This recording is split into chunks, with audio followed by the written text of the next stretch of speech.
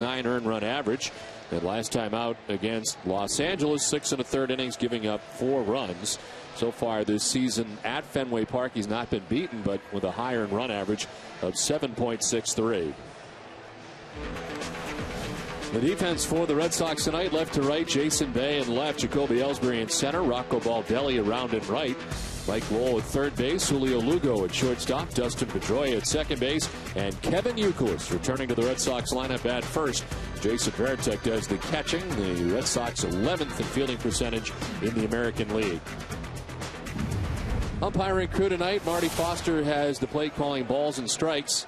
It is Marvin Hudson at first base, John Hirschbeck at second base, and Wally Bell, the umpire, at third.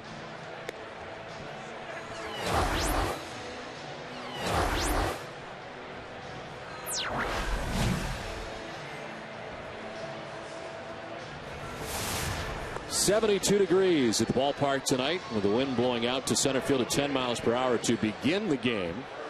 And right now, partly cloudy at Fenway Park, but mostly blue skies above, as Brad Penny ready to work.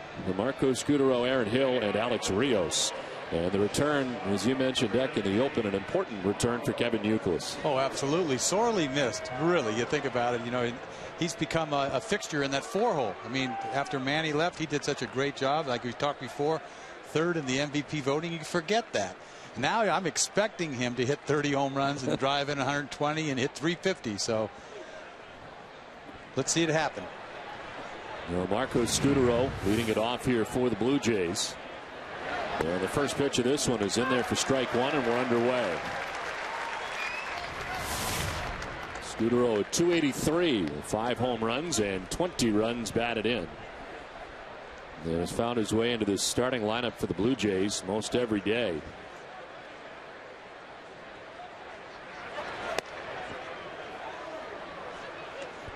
You know, we're looking at Penny on the mound tonight, and you look at his numbers. The numbers don't really are surprising. A 6.6 ERA just sort of jumps out at you, but at the same time, has he really thrown that bad? To me, he's been okay, and his consistency has just not been there. He needs to put a couple starts together. Scutaro to center field. Jacoby Ellsbury scampering back to reel it in.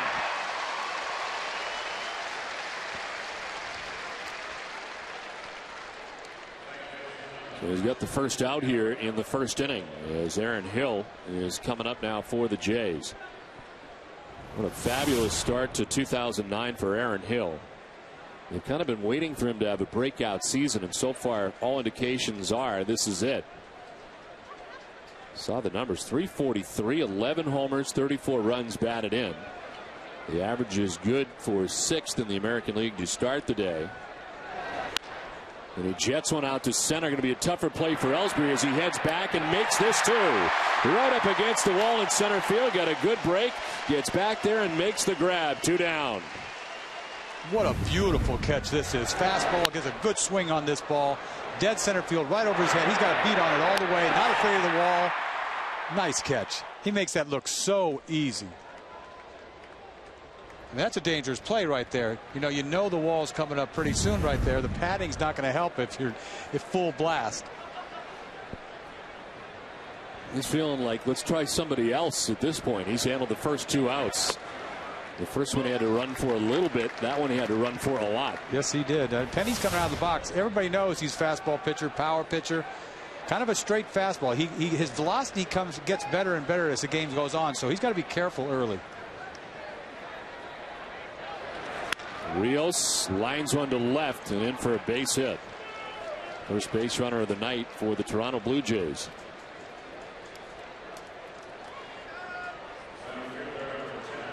It's been a great start to the season for Rios. Here comes Vernon Wells. Wells, part of our key matchup, brought to you by Acura. He's not had very good success against Brad Penny. 0-for-6. This is the first time that Penny has faced the Jays since 2007, so it's been a while.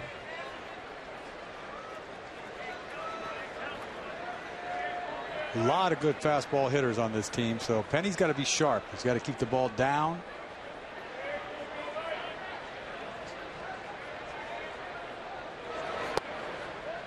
This is down for ball 1. That's the first start for Penny against the Blue Jays since June 19th of 07. He was a member of the Dodgers at the time and pitched in Toronto at the Rogers Center. You see the Dodgers playing Toronto. Doesn't that sound weird? Sure does.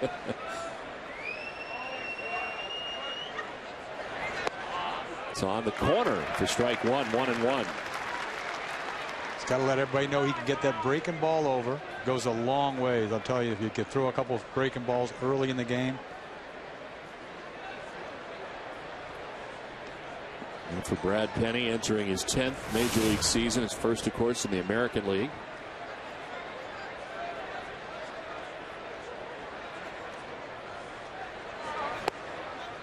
Falls behind 2-1. Remember the Marlins from 2000 through 2004, the Dodgers from 04 to 08. Hosting double-digit wins 4 times and had a career-high 16 victories in 06 and 07. They started an all-star game representing the National League.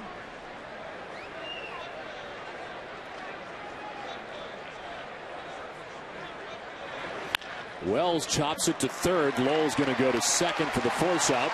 It ends the top of the first inning. Red Sox coming up.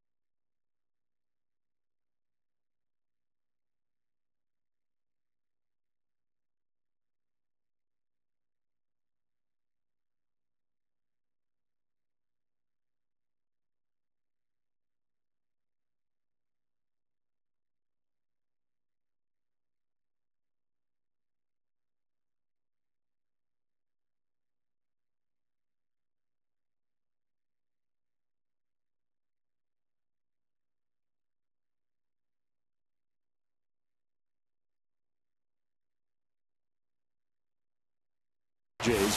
What a nice story he has been, along with his starting staff for the Jays. 2-0 with a 1.80. He has victories at Oakland, at home against Chicago. These are the numbers from that start against the White Sox last time out. He was drafted #1 of the 2007 draft by the Blue Jays, 10th overall. And here he is in the majors, helping them out a little bit sooner than perhaps they imagined. Well, they're rushing these guys to the big leagues. You know, they're going to count on this kid to, you know, come through for them. I mean, you think about it, they've got Roy Halladay. That's it. I mean, that from there on, you got 3 rookies. This guy, 22 years old. He's got to be nervous. Fenway Park, first start in Fenway Park, the Boston Red Sox. This bunt bid by Ellsbury is a fair ball. They pick it up? No. Blue Jays thought so. As running down the line was Rod Barajas. Ellsbury riding the 14-game hitting streak into tonight. With a .305 batting average. Plate umpire Marty Foster thinks he's got something in his eyes. He's going to work on it. Funny thing is this kid Cecil out in the mound, a young 22-year-old. In the minor leagues this year, he was 0-3 with about an 8 ERA. How does that work out? I don't get it. And then he comes up here and he's lights out. Got good stuff, they say. Throw the ball hard, curveball, slider, changeup. What new? He's got everything. This one shot back to the mound as Cecil fires to first base in time to get Ellsbury. Here's the Red Sox starting nine. Jacoby Ellsbury in center field. Dustin Pedroia at second base. David Ortiz, the DH. Kevin Youkilis at first base. Jason Bay in left. Mike Lowe at third base. Rocco Del Deli in right field. Jason Veritek doing the catching, and Julio Lugo bats ninth.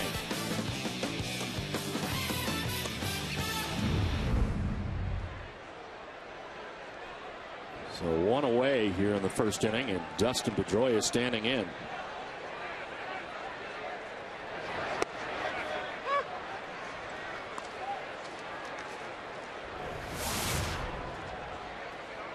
Pedroia at .315 with a home run, 13 runs batted in. Fastball, curveball, slider, and a change for Brett Cecil.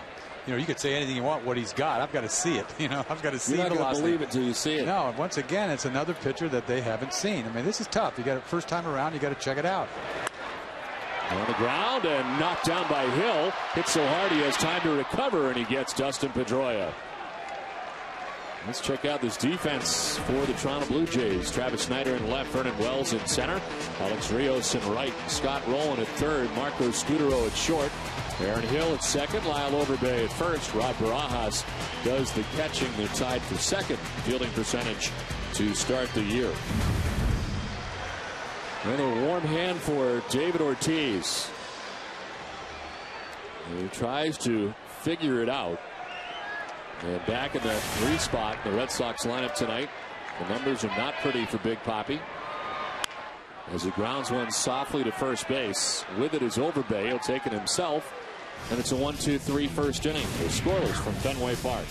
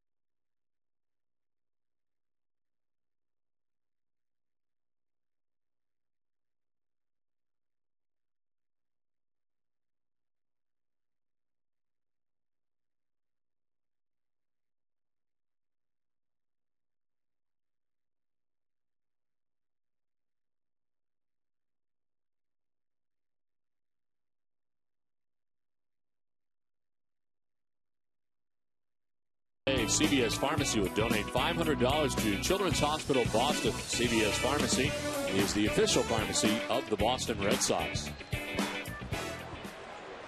Second inning, and Adam Lynn leading it off for the Blue Jays. It's Lynn, Rowland, and Overbay to face Brad Penny in the second inning. This well talking about offense last night just went to bed, didn't they? They just had no chance against Wake. They got more aggressive as the night went on, too. A lot of first and second pitch swinging, a lot of pop-ups last night. Some of the easiest pop-ups I've ever seen. Huh? It was amazing. I mean, we counted, what, 15 fly ball outs, but the amount of pop-ups were alarming in the infield, too. And Tim Wakefield's very good outing. A lot of people think it was his best of the year. Hard to quarrel, though, with the no-hit bid that he had out in Oakland against the Athletics. That was impressive, too. Especially for what it meant at the time. You know, bullpen and all that they didn't want to go to. But, you know, I was impressed by Talent last night. You know, I didn't, you know, think much of him for the most part, but he knows how to pitch, kept the ball down. Next thing you know, 6 innings, kept it, you know, club in the game, 2 runs. Yeah, we highlighted all the great offensive numbers the Red Sox have had, and last night certainly was not a good offensive night. We couldn't muster much. Terry Francona will take it. The Red Sox grabbing their 14th win at home, only 4 losses. Best winning percentage in the American League at home. 2.5 back of the Blue Jays to start the night. 2-2 to Lynn. On the ground to shortstop Julio Lugo. For the first out of the second inning.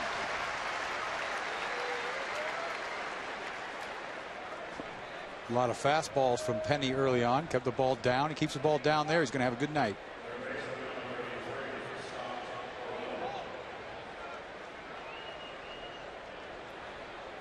So 1 down for Scott Rowland. Another guy hitting up over 300. He bats out of the 6th spot. Blue Jays team hitting at 286 as a club. Is the best in the American League. Only the New York Mets have a higher batting average in the majors, and Gene Tennis as big a part of that as anything. New approach here for the Blue Jays in the last year plus has been that of aggressiveness and swinging early and in good counts. And the Blue Jays have taken to the philosophy a great deal, and their offense is working at all cylinders. On the ground, a fair ball into left field. Scott Rowland thinking too as Jason Bay goes to dig it out. Rowland easily into second base with a 1-out double. Rowland got to be looking fastball right here. This ball's down, pretty much down, not down as much as you want, but going down. He just rakes it out of there right down the line. Easy double for Rowland. Once again, you know, fastball pitcher, everybody's looking hard, so you got to keep the ball down. That wasn't a terrible pitch, but league leaders are brought to you by Olympia Sports and the different categories that the Blue Jays lead in. It's been impressive. Rowland's got himself a double here with 1 out. I'll Overbay the batter.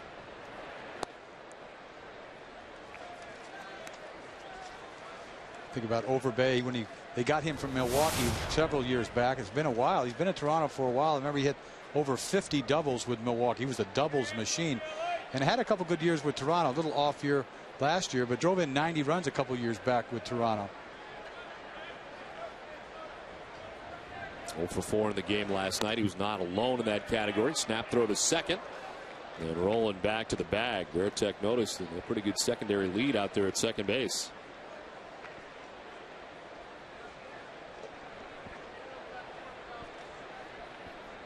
You know, Rowland was such a good player for the Cardinals and Philadelphia. He's had, to me, he was on a mission to a Hall of Fame career. If you think about it, he had 10 good years, Golden Glover, and then just sort of injuries the last couple of years. But if he can come back to be the player that he was, that's incredible. I mean, you know, that's what they're hoping for. It just makes this club offensively that much better. I mean, you know, you lead the league in ERA and you can't score any runs. And this year, I mean, if they could have done the same this year, I mean, run scoring is last, they would have made a run at it. Yeah, I think that's one of the major differences for this Blue Jays offense too, is that a lot of their guys are healthy altogether. You look back over the last couple of years, they've had a series of injuries.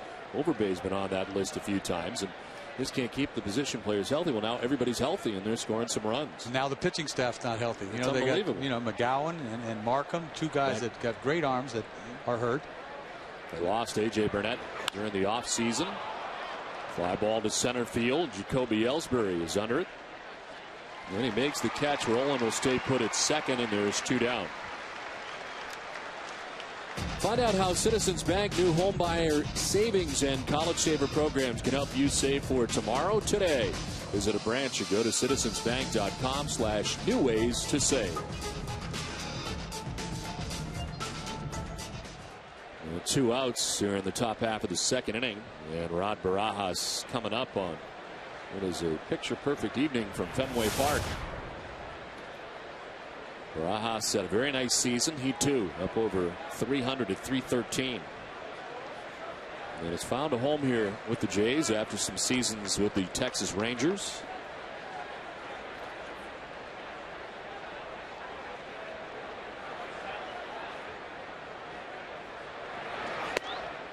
Take strike one. Back to the fastball at 94 for Penny.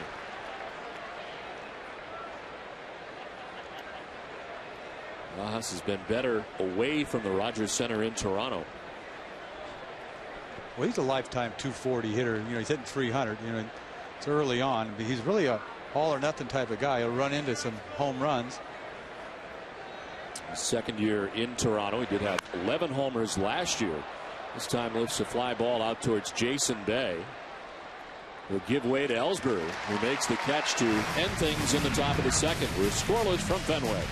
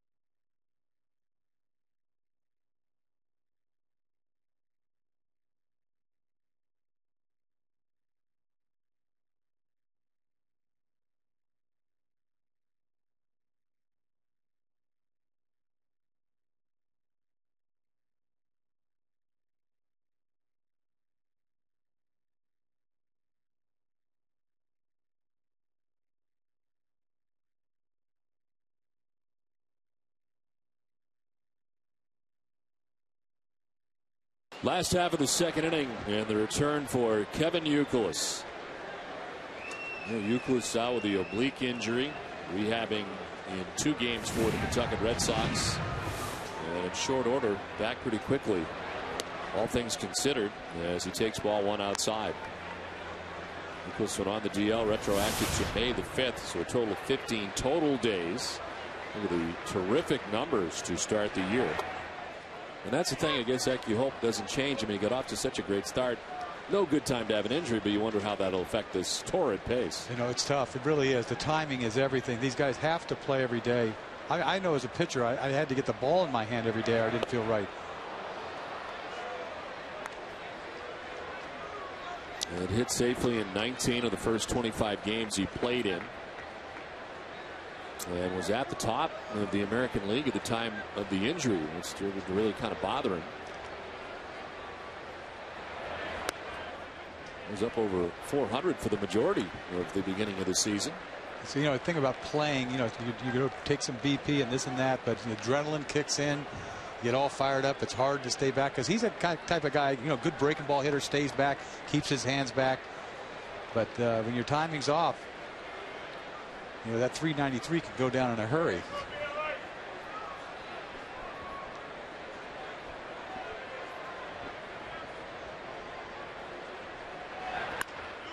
Hooks it left side off the Glover, rolling into left. Youkilis will stay at first base. Got himself a base hit. Picked up where he left off. Hit the ball hard. Well, he saved his hits for the big leagues. Goes down to the minor leagues, doesn't get any hits. And you see right here, he's going to get a breaking ball down and in. No, changeup. Stays back, turns it over. Goes off the glove of Roland. Roland makes a nice attempt right here. Nicks off his glove. What a way to start. That helps. On his way to 400. So Youkilis at first base, nobody out. And Jason Bay.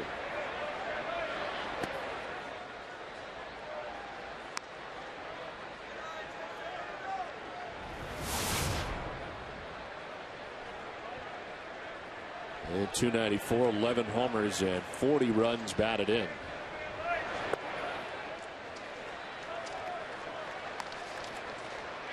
I'd like to welcome our friends who are watching Red Sox Blue Jays series on TSN2 across Canada. All of us here at the Red Sox in Nesson are happy to have you aboard for this series from Fenway Park. Don Orsillo, Dennis Eckersley, and Heidi Watney. As Bay goes to right and in for a hit. Youkilis takes second base, and the first two have reached for the Red Sox here in the bottom of the second inning. What a nice piece of hitting by Bay. You know, you think about that stroke he has, that Fenway stroke. Well, what about this stroke? High fastball away, looking away, gets top hand on that ball and drives this ball to right field. That's how he hits 300. Hitting the ball that way. It makes it that much tougher to pitch to him. Jason Bay from Trail, British Columbia, and all the Canadian media, of course, here with the Blue Jays. I've spent a lot of time with Jason Bay. He's always very gracious in interview requests. This one sent foul down the first base line. Just an easygoing guy who gets it done on a daily basis and appears to be very comfortable this year here in Boston. I just like everything about him. He's so, you know, the way he answers questions, you know, the media. He's just a classy guy is what he is. He reminds me of Lowell, really, the way he handles things. On the ground towards shortstop. Scudero to second for one, on to first. Double play. That's Cecil getting a big double play as Youkilis takes third, 2 down.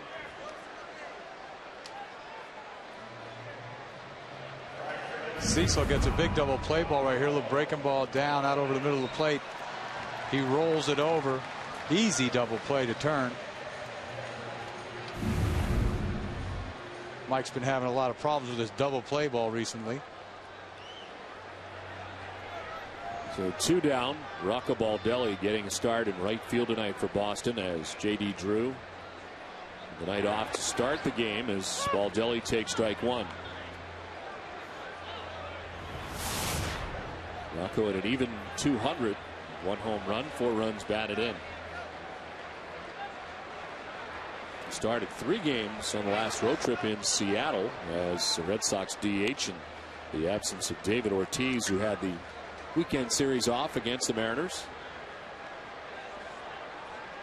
Cecil finally threw a breaking ball down and in. He's been throwing everything away up to this point for the most part. Another breaking ball right there. He's going to have to feature breaking balls into these right-handed hitters or something hard in if he's going to have a good night. You see this breaking right there, breaking ball right there. That's a good breaking ball.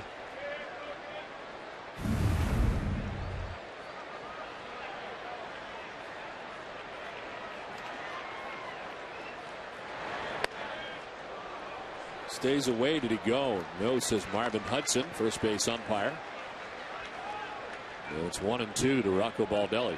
Pretty good command so far for a 22-year-old kid, if you think about it. That's one thing they've talked a lot about is his mound presence so far, and he looks very comfortable and he's faced some pretty good offenses so far in the early going. It's just his 4th major league start. To third base, Scott Rowland to his left. The throw low, but dug out by Overbay. And a promising inning, but the Red Sox cannot score. Scoreless after 2.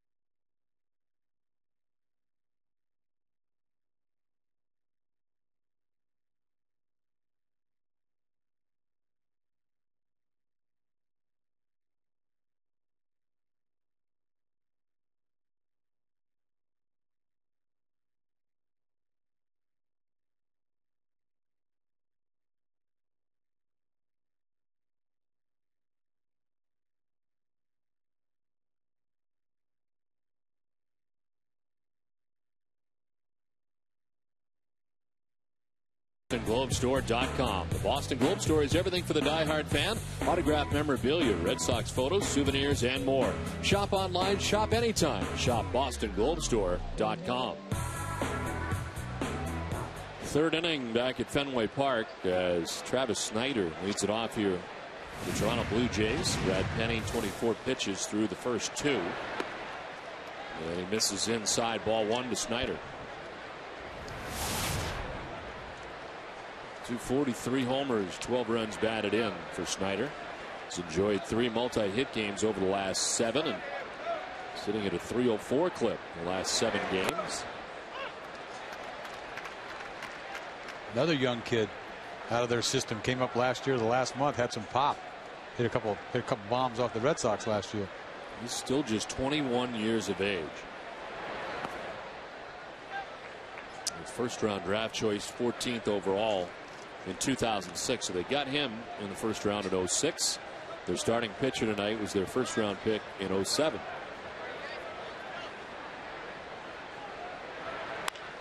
Chopped right side. Pedroia diving, gets up quickly and throws out Snyder. Nice play by Pedroia. It was tough to tell how much he was going to be able to get on that throw from where he was kind of standing flat-footed, but he gets enough, and there's one down. Pedroia's got this slide down pat. I mean, he just gets set. He goes into his slide, flips up. He knows how much time he's got. He knows this guy doesn't run that good, but he's got to hurry up right here. A little bang-bang play at first base. Appreciated by Penny.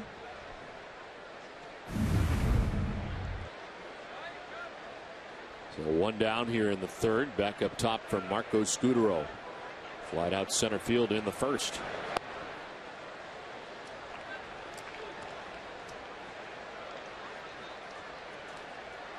Scudero coming up in the Cleveland Indians organization. Never did play for the Indians.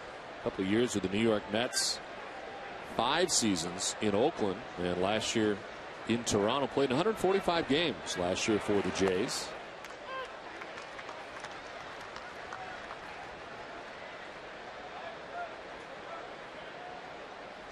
Look at his numbers lately for Scudero, who last year really became very versatile for them, and that certainly was his role in Oakland.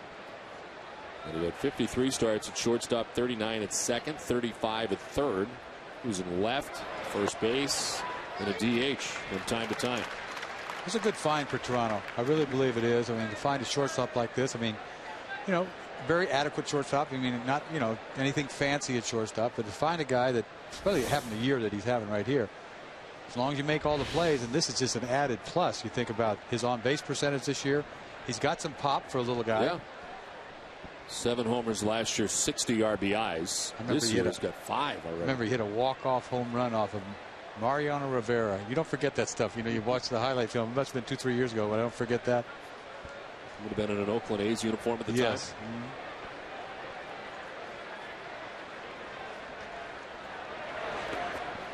In the dirt, and it's 2-2 to Scudero. Flied out to center field, first time up. Well, John McDonald, who was doing some starting at shortstop the last couple years, now he is a very good defensive shortstop. Yes, he is. And Scudero's had a little better numbers offensively. McDonald's only started 2 games on the season so far, so it's been Scudero.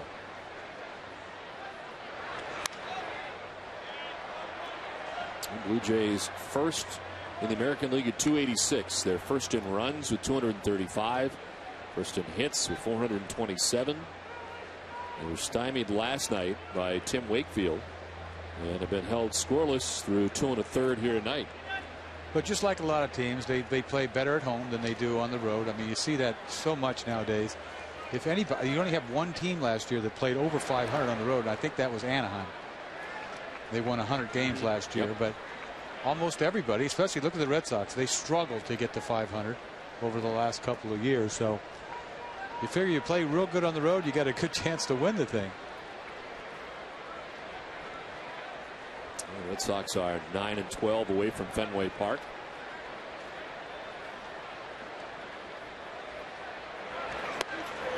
Here's ball 4. Penny wanted it, but a base runner here with 1 down in the third. Well, Hess is a proud sponsor of the Red Sox and the Red Sox on Nesson. During the 2009 Red Sox season, Hess and Hess Express will donate $500 to the Red Sox Foundation for every home run hit by the Red Sox. Hess committed to helping the cause. 42 home runs and 21,000 so far. A one-out base runner in Marco Scudero's Aaron Hill stands in.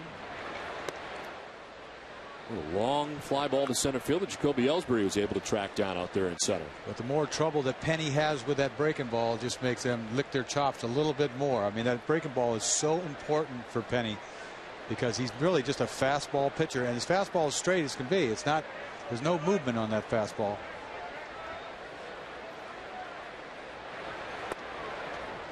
Misses inside on the breaking ball, and it's 2-0. I mean, what do you do right here? 2-0. You tell me. Down and away. Take your chances. This is when it's nice to have a little sinker. You know, 2-0. Take a little off. Sink it a little bit. Guy rolls it over. Double play. You may have been right about down and away. Oh.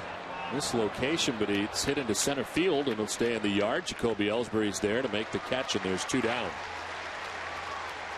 Here to get more of the plate than they wanted. You know, this is what happens. You know, just because you miss location doesn't mean every time you miss location somebody's going to hit a bomb. But this is missed location. Kind of got in on him a little bit. You know, it's got enough on it to get there, sort of. But if, you know, if a guy went deep, you're right there, you'd say, well, miss location, you can't do that. Well, you know, if every time you miss location somebody hit a rope, pitching would be impossible. It would, right? I mean, the ball is small, the bat's small. You got a chance. Take your chances. But, you know, when you're going bad, they don't miss that. They hit bombs. 2 down, Scudero at first base. Alex Rios singled in the first inning. As Penny checks on Scudero at first base.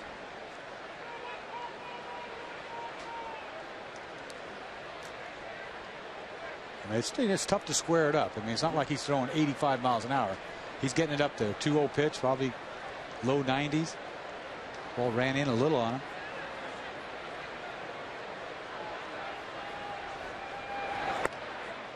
This is in at 93. Alex Rios singled off him back in the first inning. One of 2 hits off Brad Penny tonight. And Rios in the past has had success with Penny. This will be pitch number 40 of the night for Brad Penny.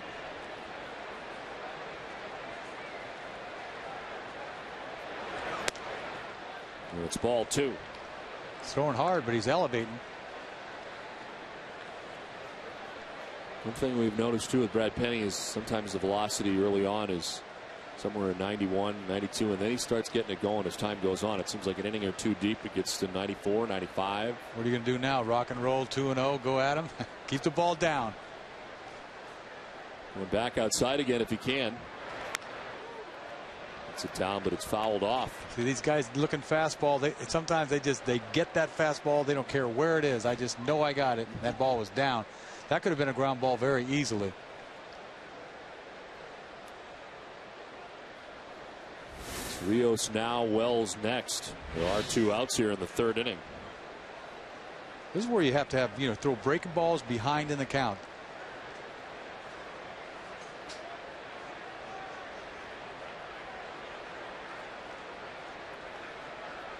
He's setting up inside, but I don't think that's where he's going.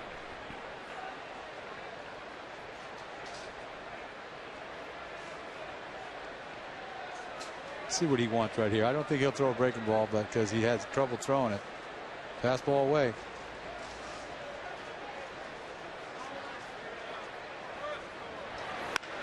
Comes in. There's a mislocation. This one's going to land off the wall. Jason Bay plays the carom to second base. Rios got to hurry up. The throw not in time. Well, the ball got there, but he was able to elude the tag.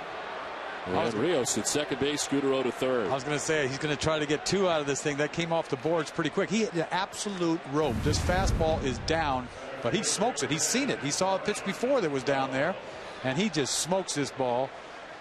And it comes off the boards pretty good. If this throws right on the bag, he is out because it is close. he had to go out there and get it and bring it back, you see, and that takes too much time. If he straddles that bag, the ball gets there a little quicker. So a chance here for the Jays, second and third, 2 down. And their cleanup hitter, Vernon Wells, reached on a fielder's choice in the first. You got to get a breaking ball over. Fly ball, short center. Ellsbury in and under. Puts it away. And Penny gets out of trouble in the third. 2.5 done. Still scoreless from Fenway.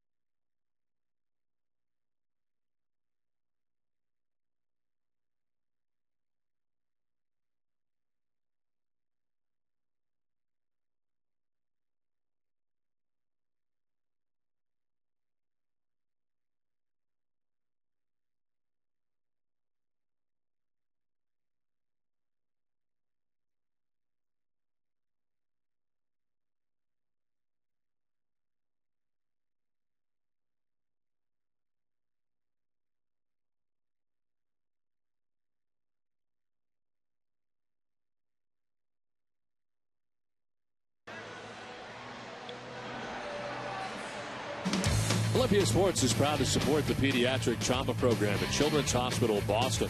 Come into any Olympia Sports location today and make a donation to help children's world-class doctors pioneer and provide advanced treatments for kids who need your help.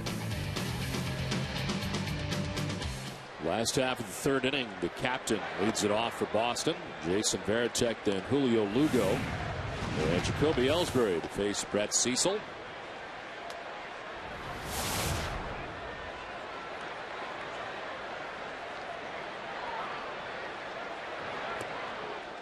Missing inside. Cecil's thrown 25 pitches through 2+ innings.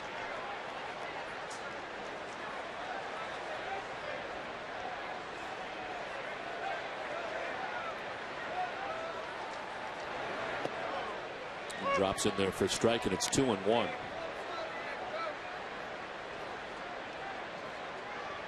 On his major league debut against Cleveland, he ended up with 6 strikeouts. It's a season high for him. He does not have a strikeout in the game tonight. Fouled off, and it's 2-2. He's going to get his strikeouts with that slider down and into a right-handed hitter, and obviously the breaking ball to a left-hander. But he showed pretty good command on the outside corner with that fastball. Just, I really haven't seen that nasty, sharp, biting breaking ball. He threw one to Baldelli, and he's going to do it right here to Varitek, try to punch him out. Late. Varitek to deep left field towards the monster seats and gone. Home run number 6 of the season. The captain puts the Red Sox on top 1-0.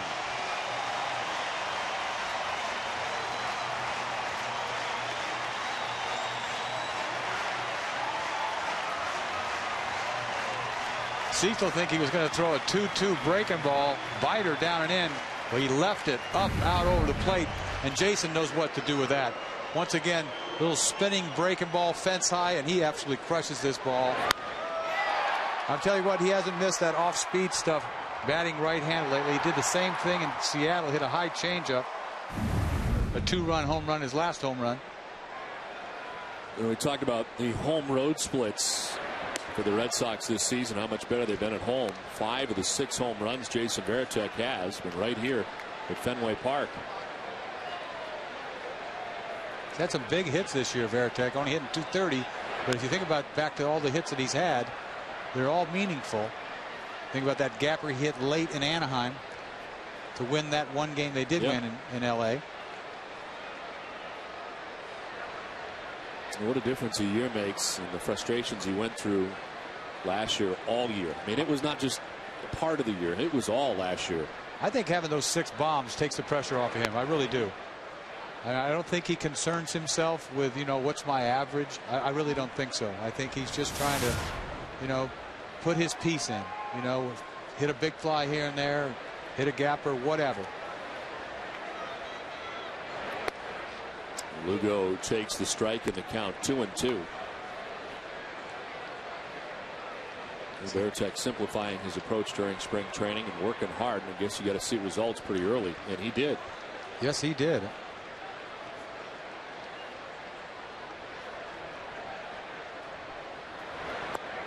There's ball 3, full count to Lugo. It's Cecil's first big league home run. He'll remember that. I remember mine. Who'd you give it? Jeff Burrows. Remember him? No. You don't know. Seattle Mariners? No, Texas Rangers. No. He's the MVP in 1974. I'm dating myself. I was 6. To left field. And that is high off the wall for Julio Lugo. Heading for second base. Throw is not going to be in time. A double.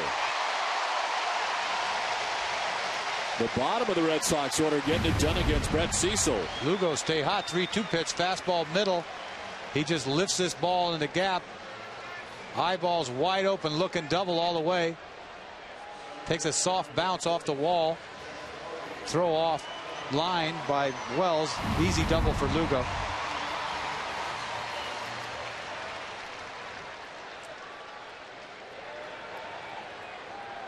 So Julio at second base, nobody out. We'll see how Brett Cecil reacts. The youngster has not had a lot of adversity here in the early going. His 4th major league start at 2-0 with a 1.80. As Ellsbury squares the bunt, takes a ball high. You think about it, you got to get all the first out of the way. Right? First home run, first this, first loss, first everything. Brad Arnsberg, his pitching coach, looking on, would prefer that a lot of those firsts don't come tonight. It's inevitable. The bunt, a little pop up, and he can't catch it. Off the end of the glove, and he may have hurt himself in the process.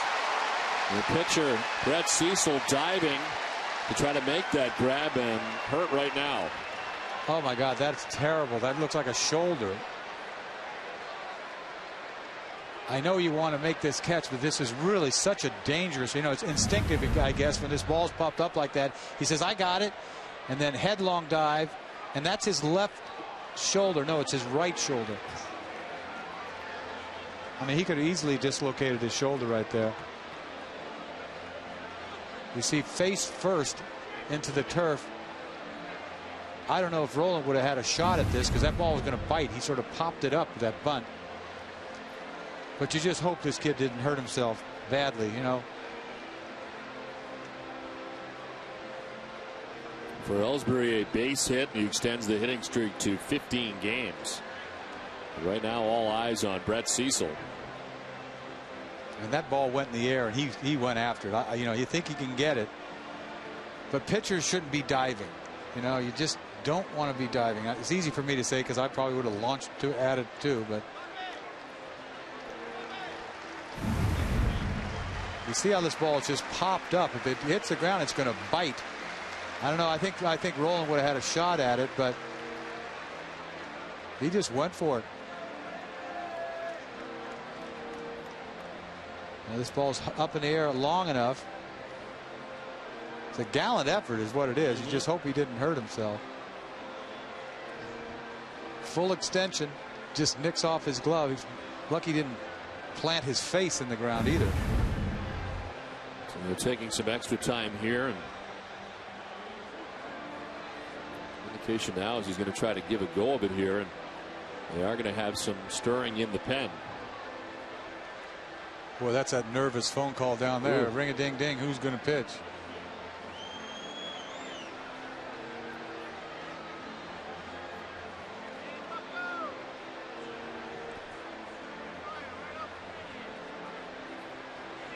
I think he's all right because it's his. He wouldn't be all right if it was his left shoulder, that's for sure. But I think he landed on the right shoulder. Probably knocked the wind out of him.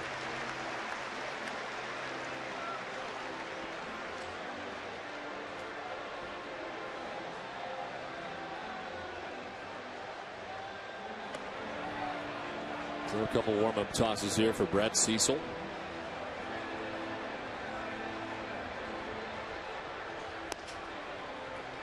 He's having an interesting inning. Gives up the home run, a double. Now this diving bid will try to take away the one pop-up from Jacoby Ellsbury. It's first and third, nobody out. Cecil's going to stay in.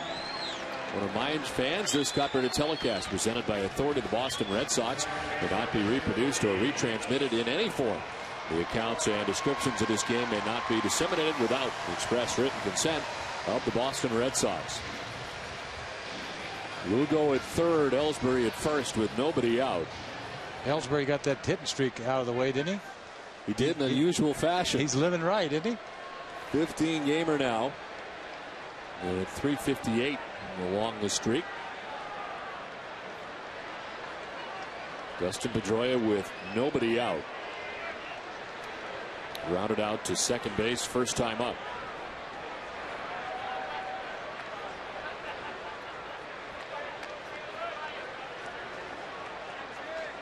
Second time around, they've got a pretty good, decent look at him. Pedroia hit that sharp ground ball in the first inning for an out, so he saw him pretty well.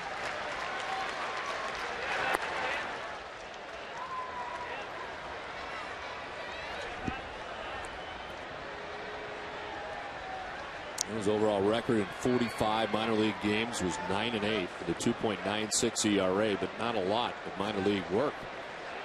Thrust into the majors by necessity. Behind here 2-0. It'd be interesting to see how he works here moving forward after the injury. That's the thing. You got a kid like this that's never had any experience, really, not enough. He's in the big leagues too soon. I mean, he's got the stuff, obviously, to be a big league pitcher, but it's just too early. And you have to learn on the job right now in Fenway Park. On the ground towards second base. Hill to second for one, on to first. Double play. We'll take that in exchange for the run as Lugo scores from third base. Red Sox take a 2-0 lead, but Cecil getting 2 outs.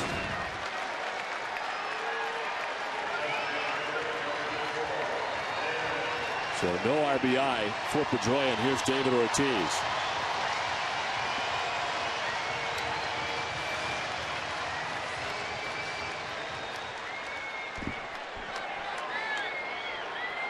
He swung at the first pitch, first time up, and grounded out softly to the first baseman, Lyle Overbay. Shift on. And he swings again at the first pitch, not waiting around tonight. Well, you'd like to see David come off those 3 days he took off and then come back home and face some right-handed pitching. You think last night he faced Talent, although he was 2 for 5 off of him and had a home run off him, but never seen this kid before. Decently tough left-hander with a breaking ball like that. Well, my question is, after 3 days off from not seeing live pitching, I mean, how much does that hurt him? I know. I mean, he's on vacation there for 3 days, trying to get right. I mean, the timing is everything. No, it can't. Swing and a miss at 93, not close. And Ortiz strikes out to end the third. Red Sox get 2 runs, 2-0.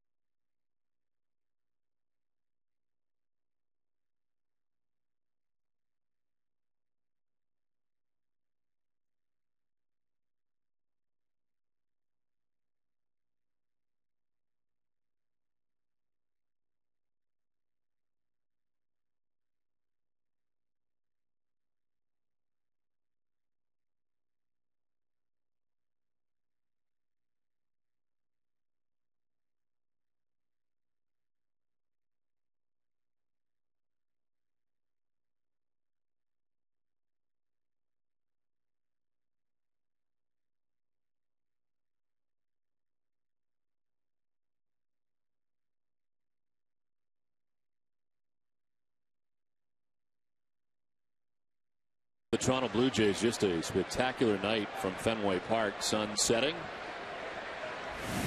And Adam Lynn in on the left side to face Brad Penny, who's now got a 2-run lead in which to work with. And grounded out shortstop, first time up. Penny pitched his way out of a second and third 2-out jam in the third as he was able to get Wells to fly out to end the inning. So the Jays have had a base runner in every inning, and they've let 4 on through the first 3. It's 0-2. There's a little rolling breaking ball there. You know, this whole thing with Penny is if he can get his breaking ball, if you have a decent little breaking ball, and he hasn't really found it yet. He got away with a couple of pitches last inning, but now they stake him to a 2-0 lead. If he can go out there this inning and have a nice 1-2-3, he's on his way.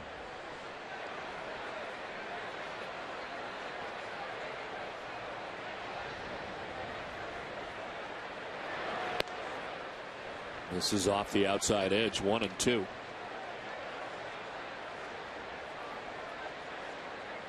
And the record for Penny, fine at 3-1. Their run average at 6.69. He's had some rough outings, a couple. And it's amazing how the Red Sox have helped him out offensively in those rough outings, coming back with some pretty big deficits. On the ground down the first base line, Youkilis will handle it himself for the first out of the inning. Let's check in with Heidi Watney. Don, the Blue Jays have surprised a lot of people who thought the American League East was going to be a 3-team race with the Red Sox, Yankees, and Rays. But as Scott Rowland told me, you can't count out the Blue Jays. Yeah, everybody was down on our pitching staff. A lot of talk about our pitching staff not being that good.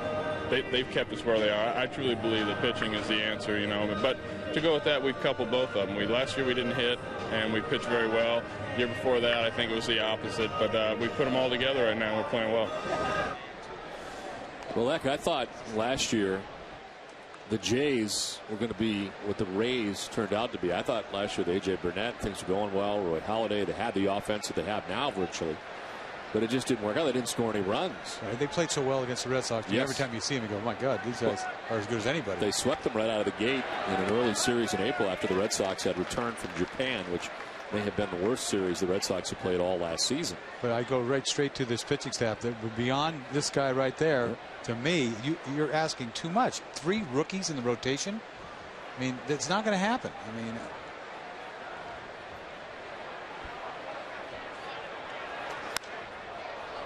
rolling to center. Ellsbury is back there to make the grab, and there's 2 down. Create your own Red Sox collectible using your favorite photos at the photo store on redsox.com. It's easy. Just upload your photo, choose from prints, mugs, magnets, and more. Place your order, and you're done. 3 easy steps you can make your very own Red Sox memory. Go to redsox.com today. 2 down in the 4th inning, and Lyle Overbay coming up.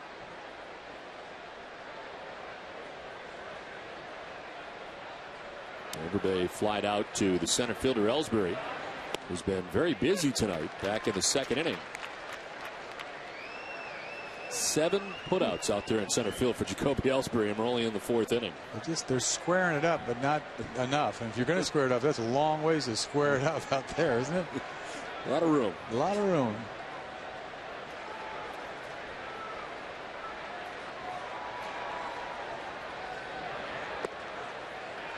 Strike, and it's 0-2. It's a nice little strike zone, a little bit outside. Yeah, that ball's outside, he said. I love when I get this pitch right here. This ball's a ball the whole way.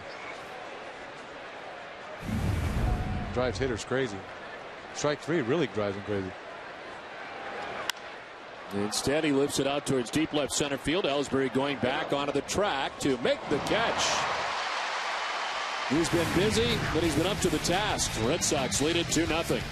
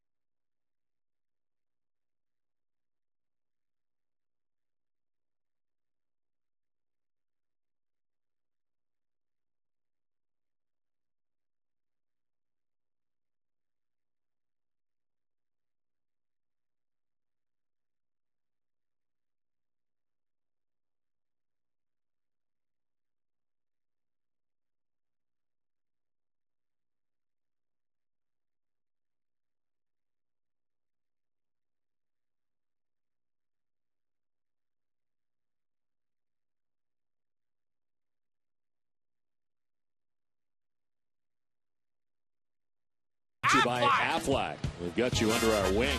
Question tonight, who holds a Major League single-season record for hitting in the double plays? We'll the answer for you a little bit later. Youkilis stands in and takes ball one. Stands in, hitting 400. 1 for 1 tonight, and a single in the second. It's kind of a negative Aflac trivia question tonight, I think. And I want the person who might be working tonight in the studio to know that I had nothing to do with this question. He's a big man, and if he gets angry, I don't want him to think that I came up with this question. I had nothing to do with it. I know. I just want to clear it up. Hope I didn't give it away. 1-1 to Youkilis. Over the inside corner. The strike two. Breaking ball that time from Cecil. It's been a while since I've seen this stance. I get used to it, you know, and the way he goes about his business at the plate. Hands high like that. Kids probably at home trying to do that, huh? All over New England, aren't they? In the backyards. Well, he strikes out this time. Cecil with 2 strikeouts.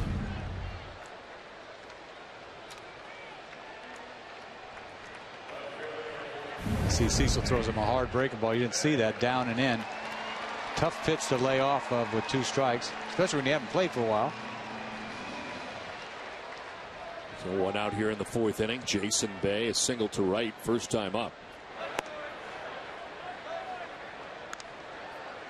And Cecil with a rough patch in the 3rd inning, giving up the solo home run to Jason Varitek, doubled by Lugo.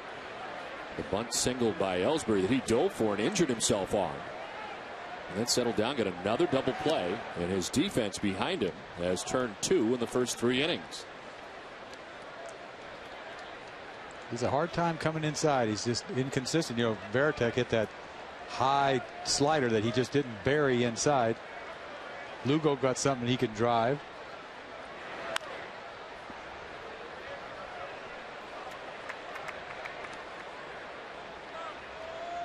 I got one for you, Ak. In his Major League debut, he struck out 6 batters. Became the first American League pitcher to strike out 6 or more batters without a walk in his Major League debut since Robinson Chaco. Remember that name? Yes, I do. The Red Sox back in 1997 against the Yankees, who did it. With the second pitcher in the last 75 years to hit 3 batters with pitches in his first Major League debut. So he was effectively wild. Wonder what he hit him with. That slider? Down and in, or what? Jason Bay on check swing foul.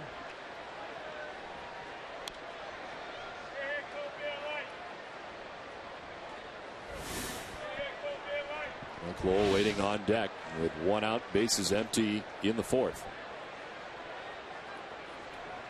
The target is set. It's a little far away. He's going to throw him something down and away is what he's going to do. Going to have a hard time hitting it up there.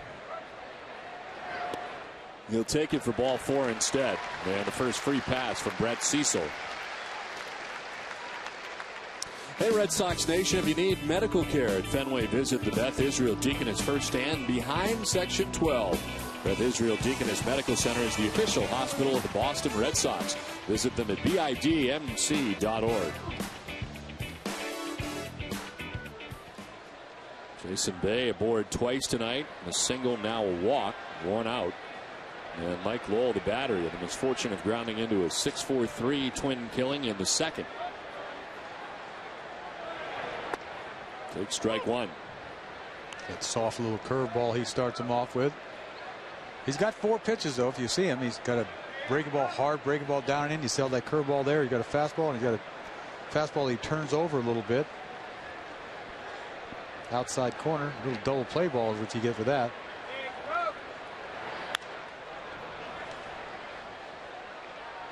Ahead of Lowell, 0-2. On that last outing against the White Sox, his 2nd win. He went 6 innings, giving up 3 earned runs. Most pitches he's thrown in an outing is 104. That was at Oakland. It was 5-0 win. 1-2. Didn't miss by much on the breaking ball.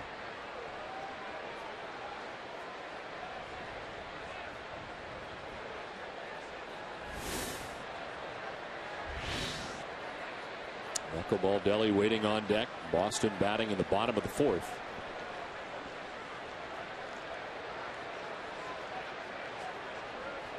That's Cecil from Dunkirk, Maryland. He'll throw that hard slider. He's going to throw a sinker away. Turn it over. Trying to get Lowell to ground into a double play as he did in the second. So not tantalizing enough, and it's 2-2.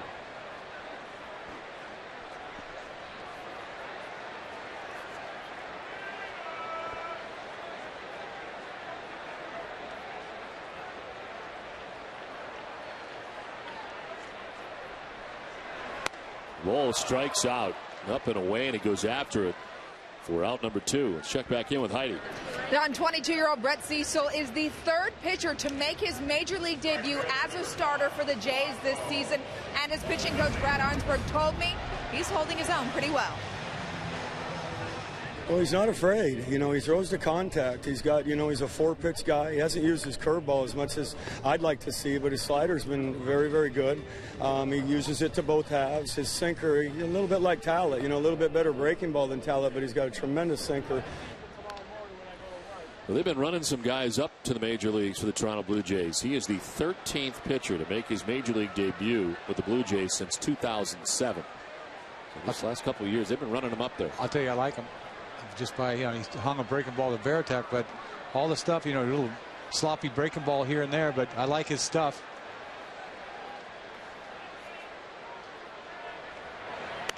Baldelli thought about it, doesn't chase, and it's 1-1. He punched out Lowell and the fastball away. I think Lowell had that breaking ball in the back of his mind, had a little emergency hack at that fastball. But it goes to show you, these guys, you know, you get the breaking ball over, it messes their heads up a little bit. They can't sit on anything. There goes Bay. A little hit and run, and a little chopper in front of the plate. On to first for the out. There's Rod Barajas aggressively out there to make the play. We're through 4. Red Sox on top 2-0.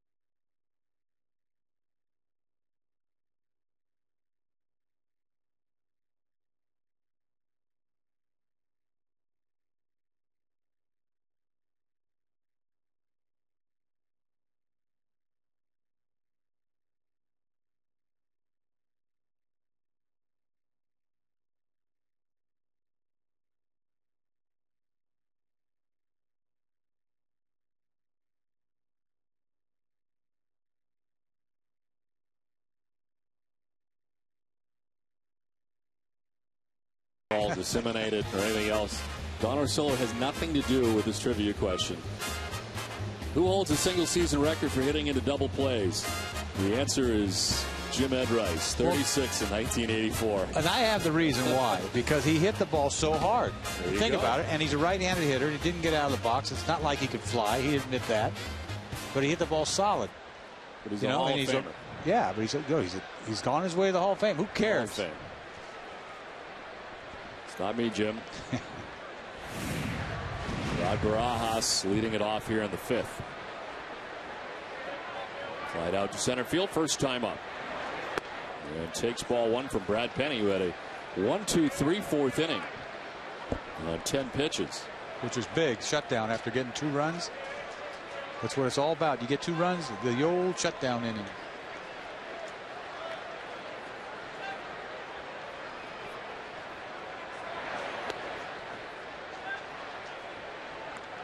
Still with 8, 9, and 1 here in the 5th inning. A lot of 2-0 counts. But he can get away with it in those 2-0 counts because he's got the temperature on his cheese is a little above average.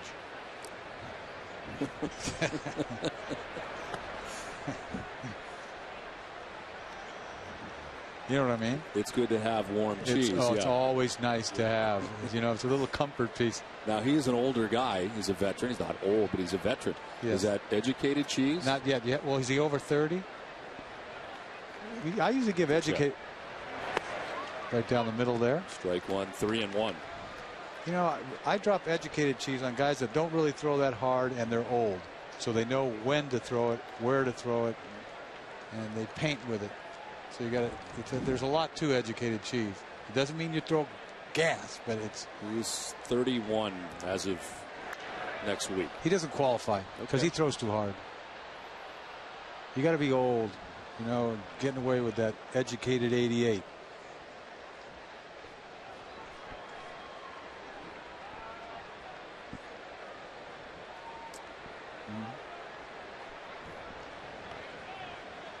There's a battle back here. He got behind 2-0. It's a full count now to Barajas. Leads it off in the 5th.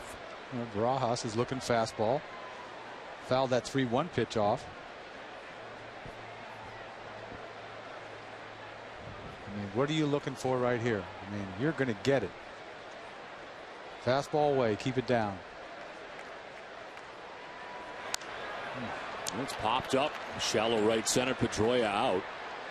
Ellsbury in. Why not? He's caught everything else. Why not is right. 9 putouts in center field, and there's one down here in the 5th. That's a record. We got records going. Every time I come over and do a game, we got records. 12 runs and no outs that one inning. Yep. And what is the second? How many fly balls to center field would you guess would be a record? I don't know. 18. I mean, that's a lot. You're talking about 6 innings worth. We got 5 innings we're talking about already. This is 9. 9. In 4 1/3 innings. My goodness. 9 catches in center field. Nobody's squaring it up.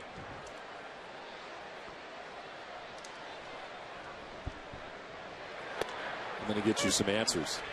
I'm not going to have them, but there are people working on it as we speak. I always ask you too many questions, don't I? I got to start studying.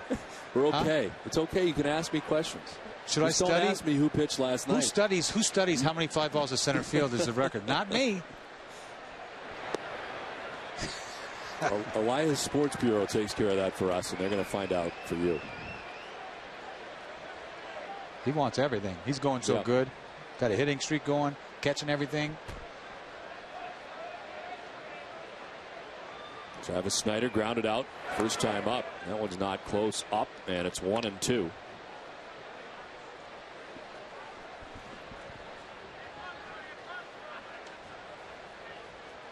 A lot of stuff in the air. All 9 of those are center field.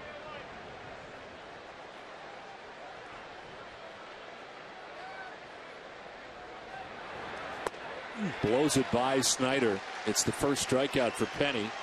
And it's time for a game break. And Tom Caron, TC.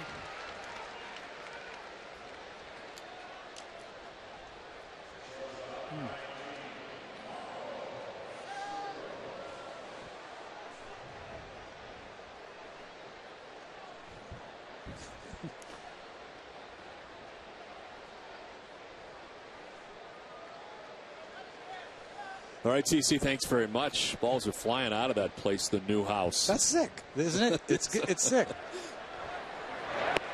And it's only going to get worse as the weather warms up. Do you think they planned on this? I mean, no. I don't think so. No way. Because how can you design a team when you have a launching pad? I mean, the dimensions are the same as the other place. The other place wasn't a launching pad. Well, I'm sure a lot of those are legit. I mean, not, you know. Sure. I mean, right's always been a short porch anyway. Sure. And it seems like that's where a lot of them are going. But they're hot right now, boy. Yeah. When we were there, not even 10 days ago, 2 weeks ago, scuffling. They were going downhill. A-Rod hadn't come yet. Now he's back. He's going bridge. Everybody's going bridge. The Yankees have won 7 in a row. And as you saw, well on their way to winning 8 in a row. Teixeira's going off right now. I knew that was going to happen. Both sides of the plate. He's going bridge. I mean, they are happy land over there. A strike to Scudero, and it's 3-1. Meanwhile, he's getting these guys out the hard way. You know, starting off 2-0 counts. You see this one 3-0 count. Everybody's looking fastball. Doesn't matter.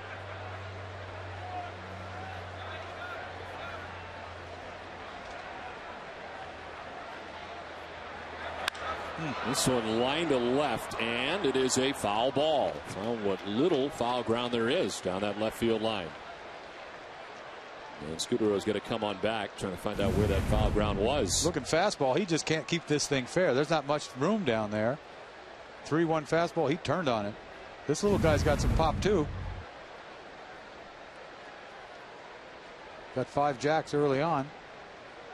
Had 7 all of last year, 5 already this year. Most he ever hit was 9, I think. He's on his way to 15, but it has a funny way to catch up with you. Next thing you know, we'll see him 2 months from now. He's got 5, right? Chops softly towards third. Lowell quickly gathers and throws in plenty of time. In order for the Jays halfway through this one. The Red Sox on top 2-0.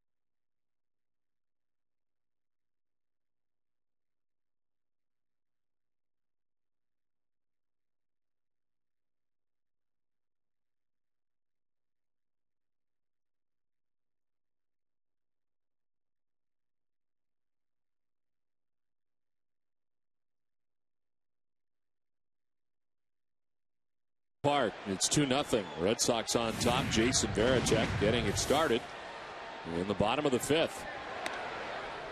Ball 1 from Brett Cecil, his 61st pitch of the night. Varitek with a solo home run in his first at bat back in the 3rd inning.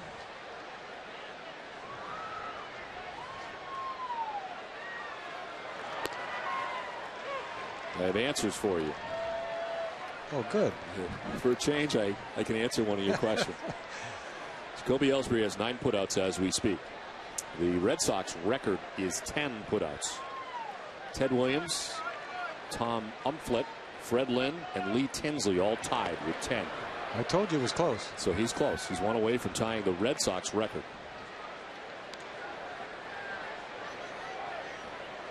The Amica Pit Zone is brought to you by Amica Insurance. Get the right auto and home coverage at AmicaCoverage.com. It's the home run ball. You see a soft spin ball right there. A slider he's trying to bury down and in. He doesn't. Middle up. And Varitek knows what to do with it. Boom. To center field with this one. Vernon Wells back. Varitek has gone deep twice tonight. And the Red Sox lead it 3-0.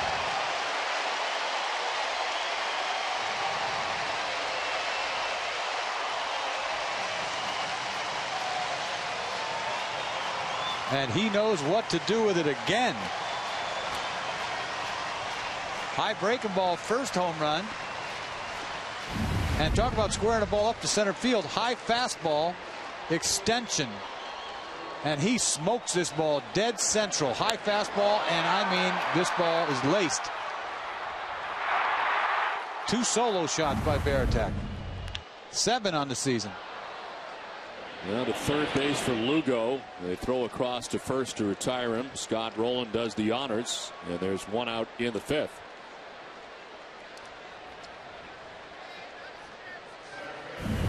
You see this, the first time up, he gets a slider up middle, yanks that ball, and the next time up gets a fastball middle out over. Too much of the plate, balls up, and he just gets extension. It goes to show you kind of pop he's got. That's a big man.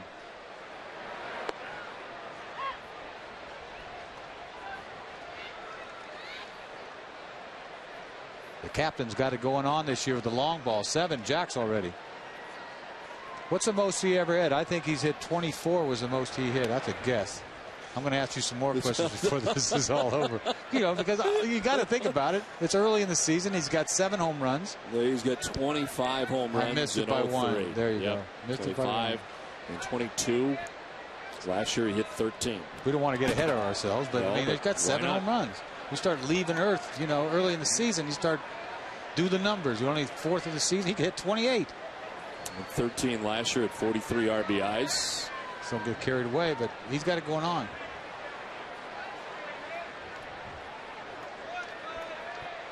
Ellsbury with a count of 2-1. Ball 3. Ellsbury extended the hit streak with a bunt single, as it turned out. Little pop-up down the third base line that Cecil couldn't catch. Pitcher went diving to make the grab and did a face plant as well. And now Ellsbury aboard with a 1-out walk. Cecil's kind of losing it a little bit. Strike zone, missing badly. Get the bullpen. Somebody's going to bounce around the bullpen, I would think. Introducing the new $5 Red Sox instant game from the Mass State Lottery. You could win Red Sox season's tickets for life and up to $1 million instantly. Get yours today. For details, visit masslottery.com.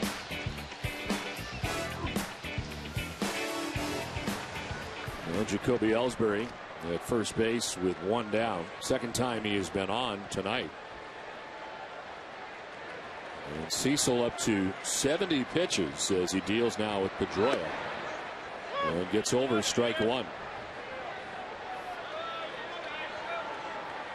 Heston is grounded out to second base and grounded out to second base and into a double play. 0 for 2.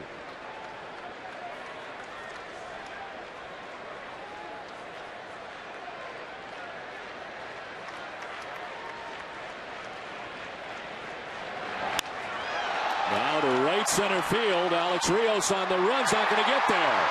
To the track and the wall is Ellsbury going to try and score from first. The throw to the plate is going to be in time. They got him. What a diving stretch there from Rod Barajas, the catcher.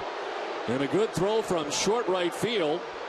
And the second baseman, Aaron Hill, they gun down Jacoby Ellsbury at the plate. What a play by Barajas. I mean, that was a great play by the catcher. I thought they had no chance to get Ellsbury. I thought he was going to score easy when that ball got in the gap. I mean, what an athletic play for a catcher. You see this ball coming off the wall. You think Ellsbury's going to score easy. He's so fast, but he hits the cutoff man perfect, and relay one hopper behind the bag, dives as Ellsbury goes through. I don't know right here if he got the tag or not. You see, it's close. The umpire might have just nicked him. Well, Cecil misses inside to Ortiz. It's a big play right there. You think about if he's safe. You got a guy on third, 1 out, 4-0. A double for Pedroia, takes third on the throw. It's a 1-0 to Big Papi. Turns on this and grounds it foul. So Pedroia hit balls hard up the middle. First 2 times up, finally gets it looking for a fastball away again. Drives a little guy driving the ball right center field like a power hitter. He's something, this guy. This little guy can do it.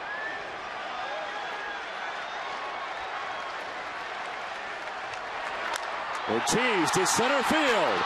Vernon Wells is back. Has he done it? He has. First home run of 2009 for Big Papi.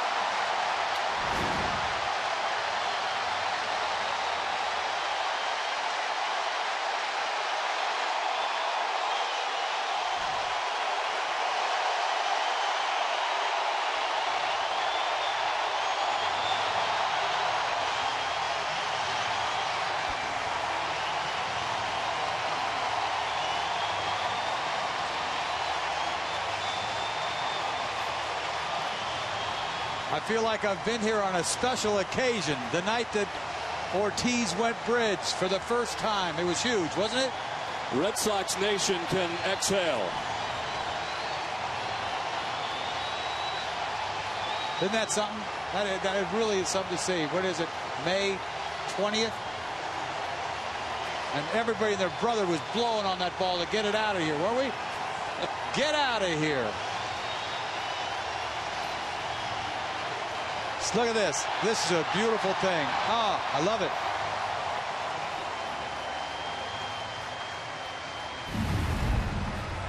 I guess he gets a fastball up and stays on it and drives this ball dead central. And you don't know if it's got enough on it. He's not sure himself. And this ball is in the camera well up there. Just got in center field bleachers. God, that felt like a special moment, didn't it? It sure did. David Ortiz coming out for the curtain call. Yeah, it gave me the chills. It's like, is it October or what's going on? It's got that feel. And the fans here have had that feeling for David Ortiz for a long time, and it really has been amazing. The encouragement from this Fenway faithful crowd the last 2 nights in the return to Fenway Park. And Ortiz has got that first one out of the way. This one is ripped into left field. Second hit for Youkilis in his return.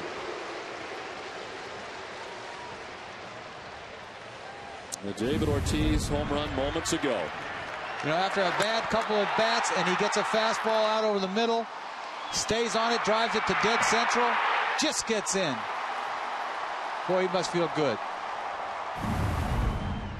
Gotta feel good. Get that monkey off your back. Let's get on with the season. That'll go a long ways, don't you think? No, I would hope so. Yeah, I mean, I wouldn't want to be him the last 6 weeks. Hard to sleep. And every day was getting a little bit worse. Yeah, and that last at bat was not pretty. If you think about it, he punched out on a fastball, 0-2 fastball right by him.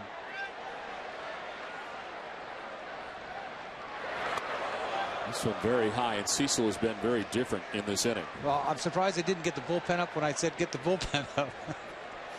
Because I looked down there, somebody bounced around. Nobody was bouncing around. Next thing you know, there's 3 rockets going out of here.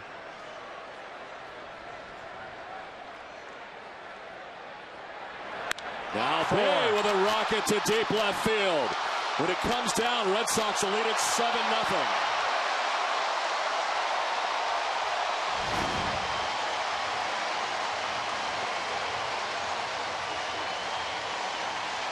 Thought Yankee Stadium was Happy Land tonight. No, Fenway Park turned into Happy Land because this is another bomb. Is this a Fenway stroke or what?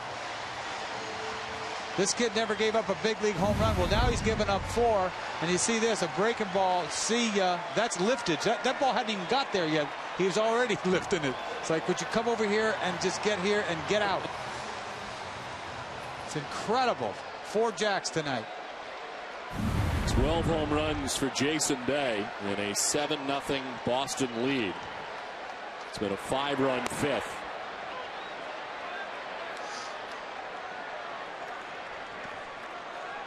Two home runs for Varitek. The home run for David Ortiz. A home run for Jason Bay, and it's 7-0 Sox.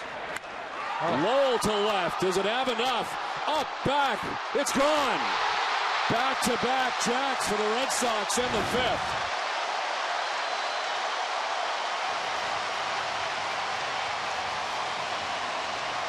Cito Gaston leaving this kid in just too long for me. 5 home runs by the Red Sox. It's a little late, Cito. Hanging breaking ball. Kid's done. I mean, he was tired. He was just laboring. You saw him when he walked. Who did he walk early on? He walked Ellsbury badly, and then went downhill from then. Poor kid gave up 5 jacks. I mean, rookie, 22 years old. He'll never forget this. They'll pitch well through the first 4 innings. A much different 5th. And the Red Sox lead it 8-0. Big Poppy's got the first one out of the way.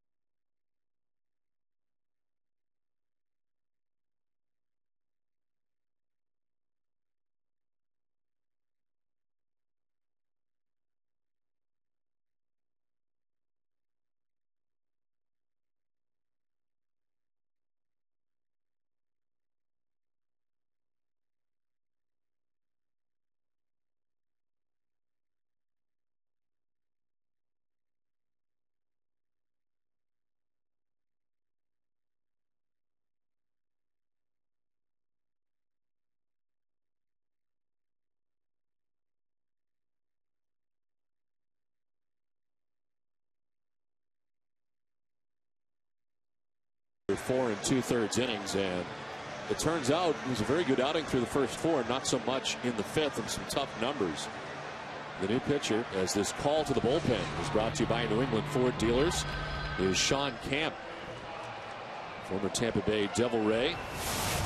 He's given up 7 earned runs in his last 5 games. Has been roughed up, and in 13 games, a 4.20 earned run average, 0-1 the record. 9th man to bat, Rocco Baldelli here in the 5th, and it's ball 1.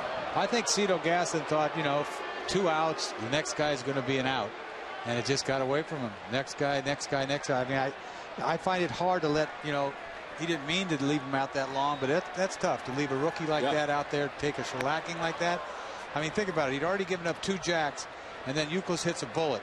And then you got Bay and Lowell, who are big league hitters now. I mean, these guys right-handed, and he leaves them in to face, bang, bang. I mean, it's like.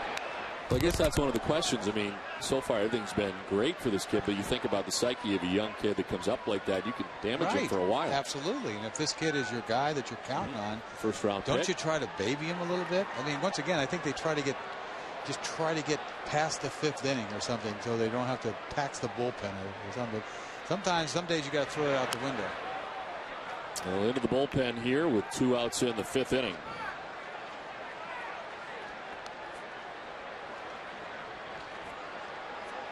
I mean, it took me 4 or 5 years to give up 5 jacks in one game, and I never forgot it.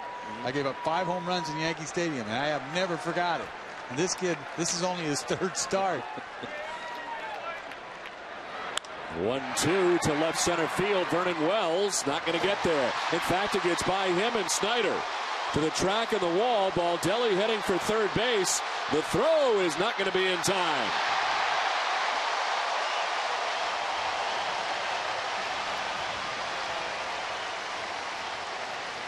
Baldelli joins the party.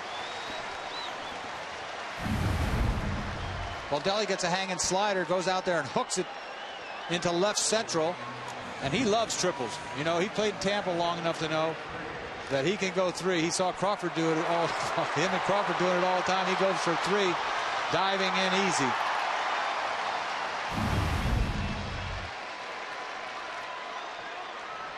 The Red Sox have batted around.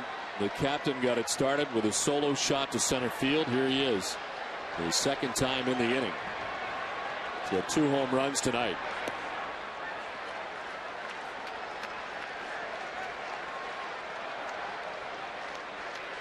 And a night when the Red Sox have 5 home runs. They go back-to-back for the second time this season. The first time was April 12th at L.A. Youkilis and Drew. And tonight it's Jason Bay and Mike Lowell who go back-to-back in the 5th. Last time they hit 4 in an inning was that Sunday night game. Yep, against the Yankees. Against the Yankees. That young kid, too. Remember? Left-hander, Wright was his name. Rookie, poor kid, never made it back to the big leagues. In there for strike 1, 2-1. That's devastating. Baboomba.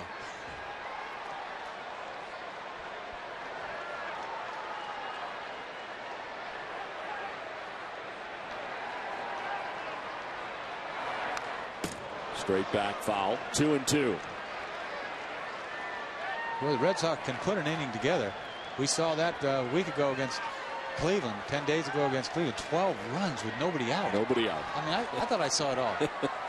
That night, Eric Wedge could not find a reliever out of the pen and get anybody out. It wasn't like tonight, though. There were a couple chinks in there. These are all rockets. Is there a cheap hit this inning? None. 0. 2-2 is a breaking ball for strike 3. Veritek is gone. How about this inning? Baboomba. More Baboomba. It ain't Baboomba. Baboomba. That's terrible.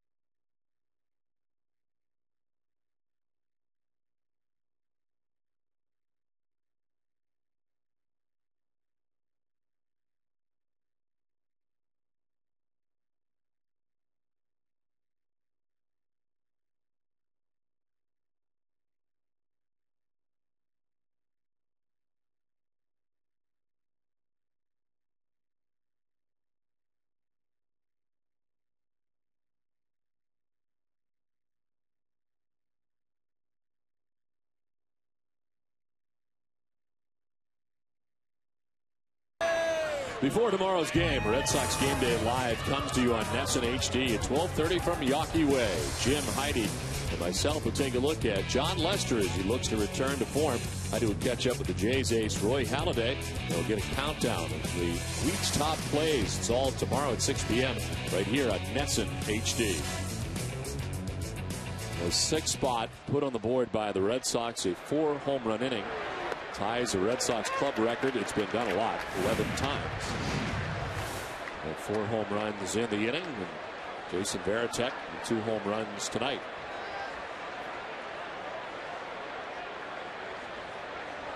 Aaron Hill leading it off. Long wait for Brad Penny. Up the middle. And Pedroia can't get it. Aaron Hill's got a leadoff single. Then he had retired 7 batters in a row. Because we get a big lead right here, and you just think, boy, all you got to do is go throw strikes, just throw some fastballs over the plate. Ground ball, base hit up the middle. Not easier said than done, you know, get an 8-run lead and just throw strikes. Yeah, right. These guys haven't really squared anything up. They've been playing catch with the center fielder all night. I have more information on that too. Alex Rios stands in.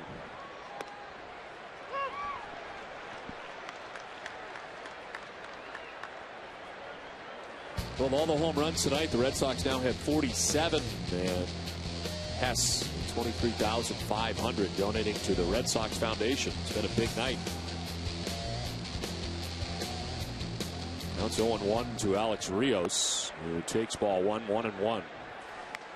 Jacoby Ellsbury has 9 putouts out there in center field. The record, as you mentioned, Red Sox record is 10, done 4 times. But the Major League record is 12. Ooh. Done, that's 4 innings worth. Earl Clark of the Boston Braves in 1929. We got a shot here. Lyman Bostock of the Twins in 77. But that's not so thrilling anymore. All of a sudden, last inning changed everything. Didn't it? Just sort of, that was a special inning. I felt like I saw agree. Something really, like a no-hitter almost, or something. You know, a special night. You know, Ortiz went bridge. It was like great. To left center field, Ellsbury can get his 10th.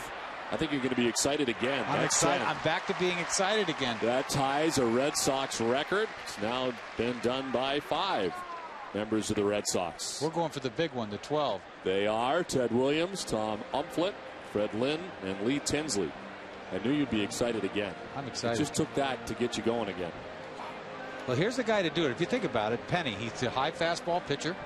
He really just sort of hard as you can away for the most part, hitters. That's what he does.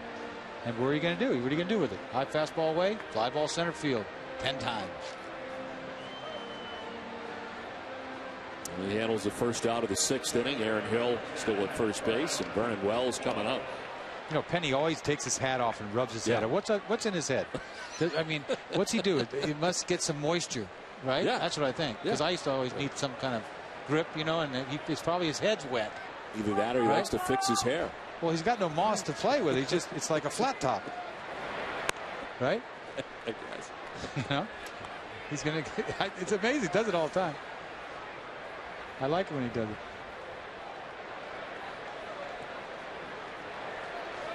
Now, if I had good moss, maybe I would do it. There's ball 2, and I it's 2-0. think he'd rather have a good breaking ball tonight. He's had a kind of a just sort of mediocre breaking ball, but it's gotten away with it. And he's got good enough gas to get away with it for the most part. And now he's got an 8-run lead. He can kind of limp in. This is line to left, and a base hit for Wells. Aaron Hill stops at second base. 2 on with 1 away for the Jays here in the 6th. Now, you would never touch your hair. You wouldn't want to mess it up. My hair was so greasy, you know, because really? it would be like sweating, and I'd be whoosh, whoosh. Yeah. And I'd be going, taking the sweat off. That's it. Don't be pointing at anybody. You know what I mean? I'm taking the sweat off. I'm not pointing at you. But there were times you were pointing at people. That was quite clear. Well, I just say that's a strike. Next. That's a strike. See? Yeah. In the corner. I'd be offended if you pointed at me. Don't flatter yourself. Yeah. I think I could have hit your weak stuff. Your weak You probably could have at the end. You were the Lone Ranger. They were raking me at the end. 1 out, 2 on. And Adam Lind 0 for 2. He's grounded out to first and grounded to short.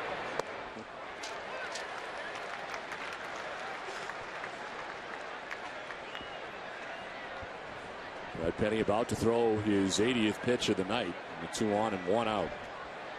We've got an 8-0 game. We can talk about Moss and Pointon. And don't get gay because it's 8-0. This game can catch up with you in a hurry. Especially with the Blue Jays here. You know, all of a sudden some runs up. I'm telling you, and that's where you have to feel as a pitcher. 8-0. You know, it's like I never could give in because the game's got away from me so quickly. I'm telling you.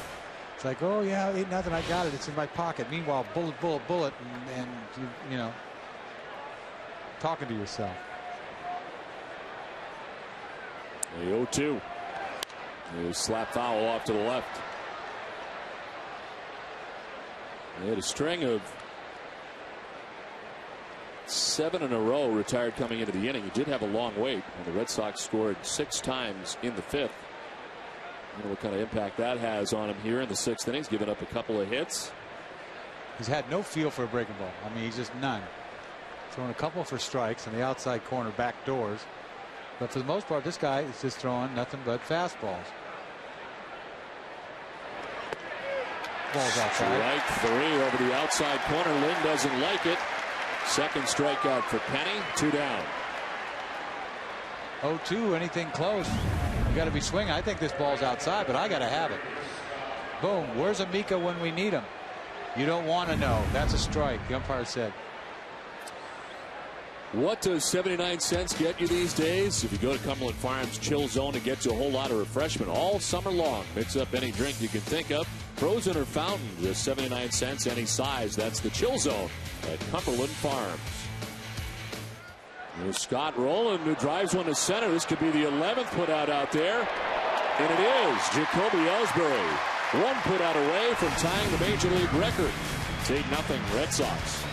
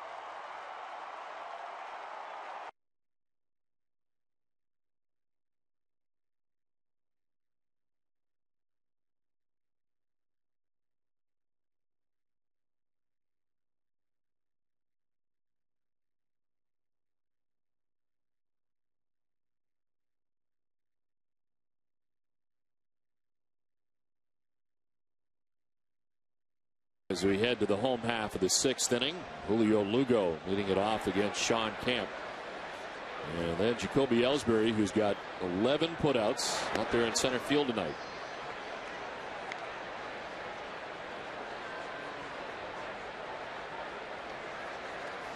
What we thought was a big play, Ellsbury getting thrown out at home plate, didn't end up being. Had nothing to do with anything, did it? No, as it turned out. Came after that. Red Sox scoring 6 times in the 5th. 4 home runs in the 5th inning and chasing Brett Cecil from the game. There is more action in the Blue Jays pen. Lugo waits on a 1-1. Grounds it to third base. Scott Rowland. And there's one down. Covidien is a proud sponsor of the Boston Red Sox and the Red Sox Foundation, helping to raise money for life-saving cancer research.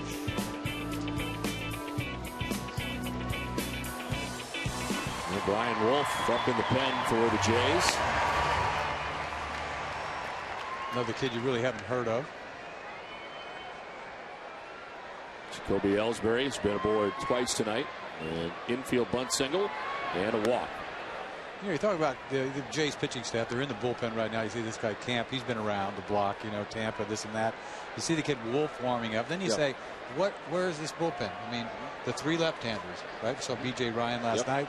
We haven't seen Carlson and we haven't seen Downs, but you know, I mean, they had some good years last year. Downs did, and Carlson sort of out of nowhere had a decent year last year. So they talk about a pitching staff. Brandon League out there too. Brandon League, throws had a pretty good arm, but and Frazier. So I mean, to me, I mean, I'm not, like I said in the pregame, I'm not dogging their bullpen. No, but if you're going to match up, right? If you're going to start Sox. matching up, Yeah. you go from one bullpen to the next. Yep. I mean, this is like night and day. But I think you can make that argument with a lot of bullpens across the league. Compared to ours. The Red Sox bullpen might be the best. Absolutely. I talk about you could use five guys in the 8th inning and not blink. Anybody out there? You know what I'm saying? 5 different guys could pitch the 8th inning, which is an important inning. Right. It's like flip a coin almost. Anybody you call on can do the job. Anybody. And we've seen all kinds of different combinations in that area. And then you got to add that Daniel Bard that's throwing like seeds. And I mean, add that to him. I mean, to a bullpen that's one of the best to begin with. I mean, you don't want to get too carried. Then you see Masterson back out there. I'm like, my goodness. I mean, I get excited, but I'm a realist too. I mean, how could they not be? How could they not have a great year? I mean, there's just too many bodies out there to me that are good. I don't know of anybody that's got a better bullpen. Right. So I'll put our bullpen up against anybody.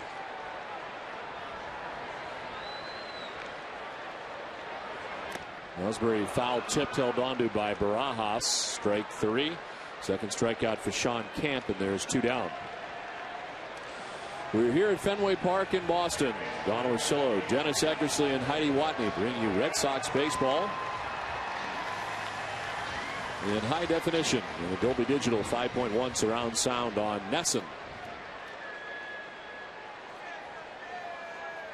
David Ortiz tonight has hit his first home run of 2009, all part of a 6-run 5th inning for Boston, and the Red Sox lead it 8-0 as they bat in the bottom of the 6th inning.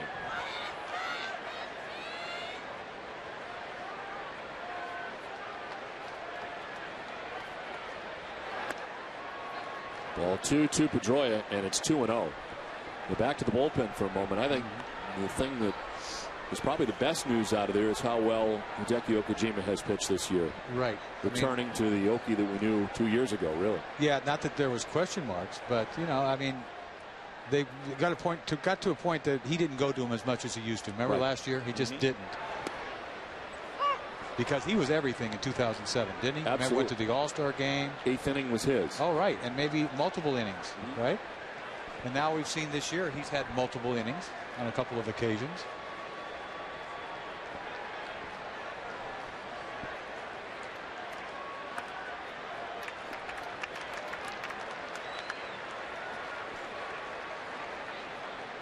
Sean Camp has the first 2 outs here in the 6th inning.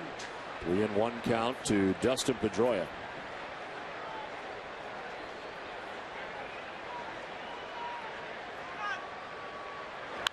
Pedroia with a rope foul.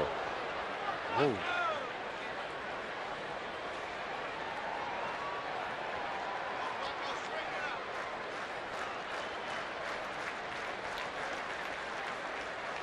Come up with a 3-2 breaking ball not to have swings like that.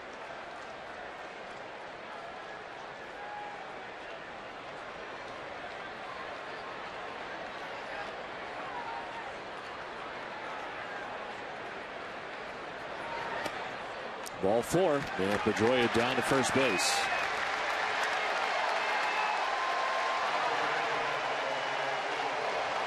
Here comes Big Papi again.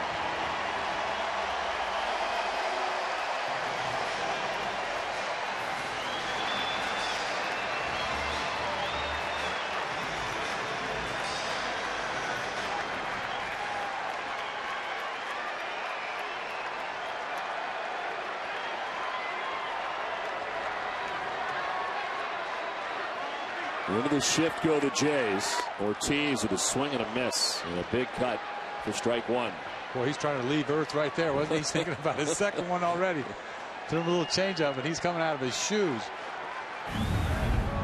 You see right here, he takes something off, turned it over 83 mile an hour, and he's swinging for the downs. Line foul. Another big cut It's time now for the Coors Light Freeze Can. And David Ortiz with his first home run of 2009. Coors Light Freeze Can brought to you by Most Brewed Coors Light, the world's most refreshing beer. 2 outs, Pedroia at first base, and an 0-2. Paint. Strike 3 call. We've played 6. It's 8-0 Boston.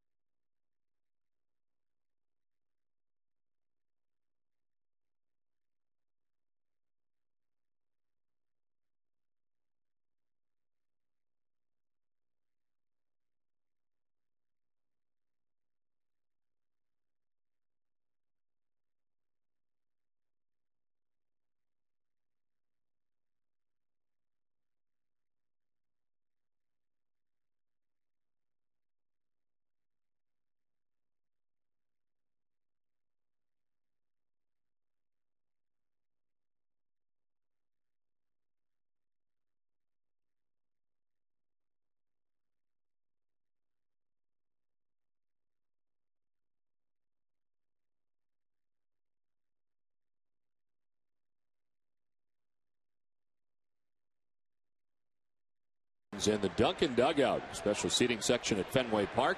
Thousands of children have had the chance to catch a Red Sox home game thanks to Dunkin' Donuts. This one headed out to deep right center field. Ellsbury headed back. Overbay has sent it off the wall, the 420 marker, the deepest part of the ballpark, and is headed for 3 and will get to third base standing for the leadoff triple to begin the 7th inning. Boy, you cannot hit a ball any farther in this ballpark with it not going out of the ballpark. Talk about the triangle out there, 420 sign. You see it pounds off the 420 sign. Ellsbury can't make the record on that catch right there. I'll tell you what. They finally hit a ball square that he could not catch. Overbay's first triple of the year at third base with nobody out. Rod Barajas coming up. He is 0 for 2. He's flied out twice to Jacoby Ellsbury out there in center field. He's not alone in that department, though. Ellsbury has handled 11 fly balls out there in center field tonight to tie a Red Sox record.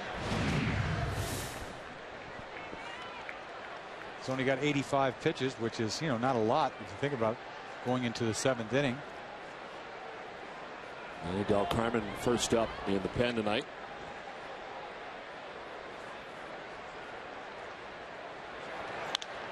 To left field, struck well. Bay looking up, and it's high off the wall. Overbay scores from third. Barajas with a long RBI single.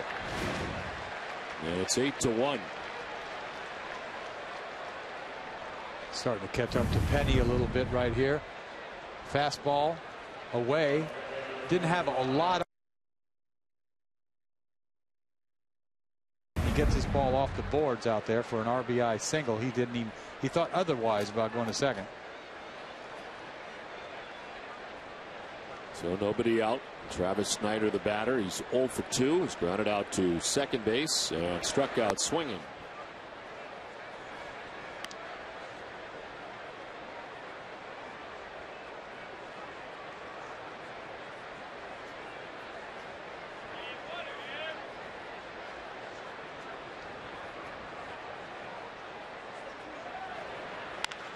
High chopper that's going to head into right field.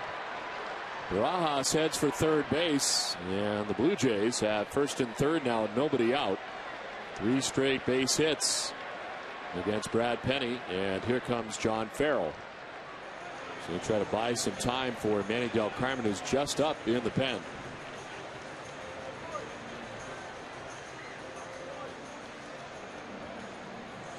Well, you want to catch a new episode of NESN's All Comedy All-Stars, presented by Ace Ticket, Friday night at 11:30. Tommy Davidson is joined by John Fish, Bob Biggerstaff, and Dean Edwards on the show where sports and comedy collide.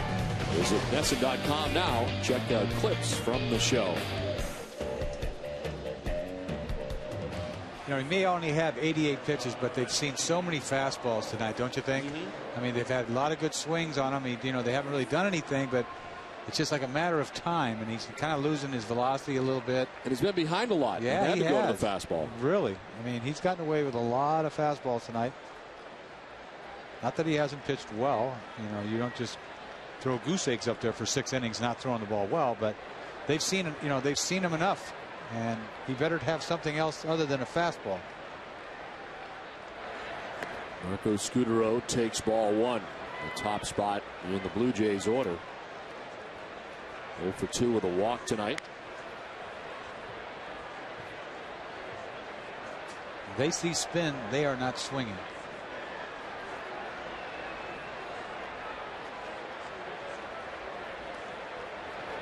Some spin, but in there for strike this time. They're not going to swing at that spin ball. They don't think he can throw it for a strike. There he goes to his head again.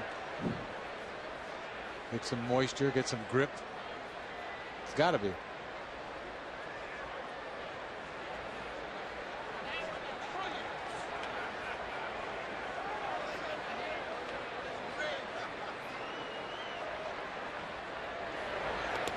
This one skips in, knocked down by Varitek. Takes a look around, no advance for the base runners. Barajas back to third, Snyder back to first. 3 breaking balls in this at bat. Fastball away, fly ball center field. That's what you got to do. Or, you know, you're looking for a ground ball, obviously, with a double play ball would be beautiful. But I just want an out. Changeup. Changeup. 2-1 changeup. How about that? 8-0. Excuse me, 8-1. 2-1 changeup. It's 3-1 now to Marco Scutaro. There we go. Back to the gas. And then it's hit hard to third. Low to second for 1, on to first, double play. Run scored for the Jays, and it's 8-2, but the Red Sox will take that exchange. Scutaro sitting on all over a 3-1 fastball. Puts a good swing on it. It's baseball. A change of direction down there, too, for Mike Lowell. Stayed with him, made a nice play. Oh, that's a beautiful thing for a pitcher. You're struggling. And he's struggling this inning. Big time. What do you say? 3-1. Yes. That's a bullet base hit. You're out of the game. So base is empty now, 2 down. For Aaron Hill, who singled his last time up, 1 for 3 in the game tonight.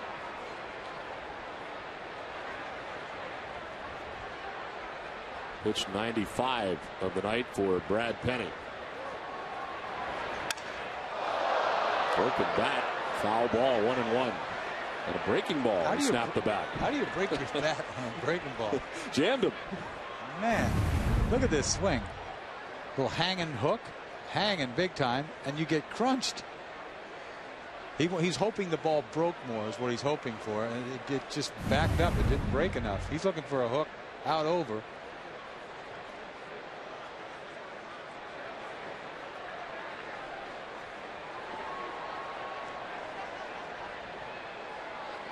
1-1 to Aaron Hill. As Penny trying to get through the 7th inning. That's 6 shutout innings, but touch for a pair here so far in the 7th. To throw a fastball in here, huh? Nope. On the ground on third baseline, a twist and a turn and a fair ball. And a lot of backspin on it. Ended up breaking back towards Mike Lowell. And reaching with 2 outs is Aaron Hill. Watch this ball snake. It's got the first hop, got a lot of spin on the ball. The second one goes dead right. Watch. Boom. Look at that. Unbelievable. Boom. It bit and went dead right. It will chase Brad Penny from the game. As the Fenway faithful will let him know what they think about him as he heads off.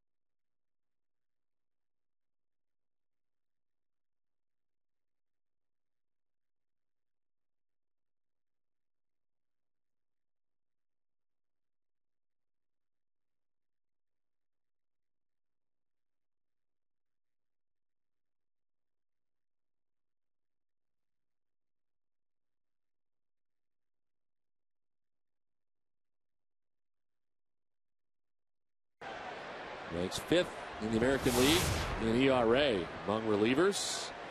0.96. ERA is 18th appearance. Record of 1-1 out of the Red Sox pen. Runner at first, 2 down. And Alex Rios the batter. It's strike 1 from Del Carmen. 6 2/3 from Brad Penny. Your thoughts, Dennis Eckersley? You know, I thought he did a nice job for the most part. Behind the count a lot. You know, couldn't get his breaking ball over tonight. I think that'll be a, you know, for him, he's got to get the breaking ball over to make it easier on himself. You know, once again, a lot of fly balls to center field.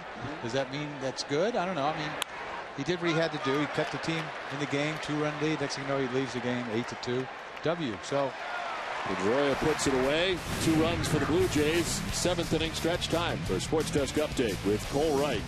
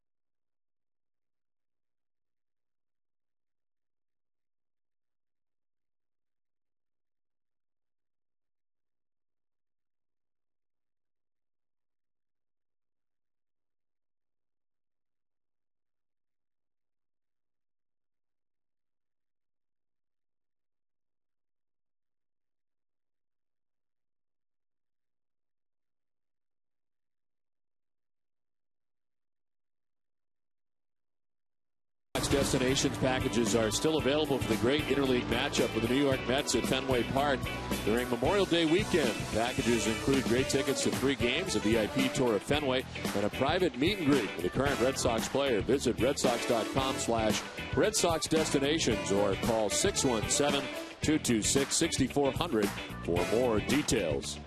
8-2, Red Sox on top as Brian Wolf comes on now for the Toronto Blue Jays. In his 3rd appearance, 3.00 earned run average, and a record of 1-0. He got called up on May 1st from Las Vegas. You know, getting back to Brad Penny, I don't want to be so critical of him. I mean, he pitched good. I mean, you know, he pitched good enough to win. Sure, it's not his best, but you know, I think that he pitched. You know, didn't have a lot of runs to work with early, right? And had a nice, you know, shutdown inning. So I think he pitched. He pitched well, but he could pitch much better, definitely. 4th straight inning of 6+ innings for Penny, so logging some innings as well. So I think this is a positive start for him, you know, and he gets another one. He can build on it. I think that's where this starting rotation is, don't you think? I mean, you can't be critical of a start like this. You only gave up 2 runs, 6 2/3. There's a chance to go 3-0 at home. So I don't want to be critical of him at all. I mean, he can pitch much better. Obviously, he can get his breaking ball over and have an easier time of it. Because you just want to go out there and throw like you did 2-0 a lot, right? I mean, that's not when you're on top of your game, believe me. You're also talking about your 5th starter. Right, true. So you're not looking for, you know, this guy to go 7 every time he goes out there. So he did his job. Pitch inside to Youkilis, and it's 2-2. Sean Camp came on for Brett Cecil, who went 4 2/3 inning, is on the hook. Sean Camp did a good job inning in a 3rd, had 3 strikeouts, allowed no runs. And now Brian Wolf on here for the bottom of the 7th inning. 2-2. Youkilis, his 3rd hit of the night in his first night back. It's been a good start for Kevin Youkilis. Boy, he's wearing out that hole right there. Fastball bullet between short and 3rd. 3rd hit of the night. He's way into the 400s now. He's got to feel good about himself tonight after not playing for a couple weeks. Come back, 3 hits. Man, he didn't skip a beat. So aboard to begin the bottom of the 7th inning is Jason Bay. He's been aboard 3 times tonight, including a home run in the 5th.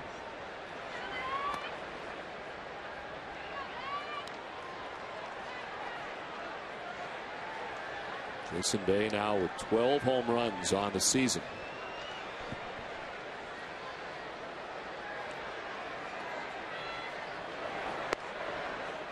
On the corner for strike 1.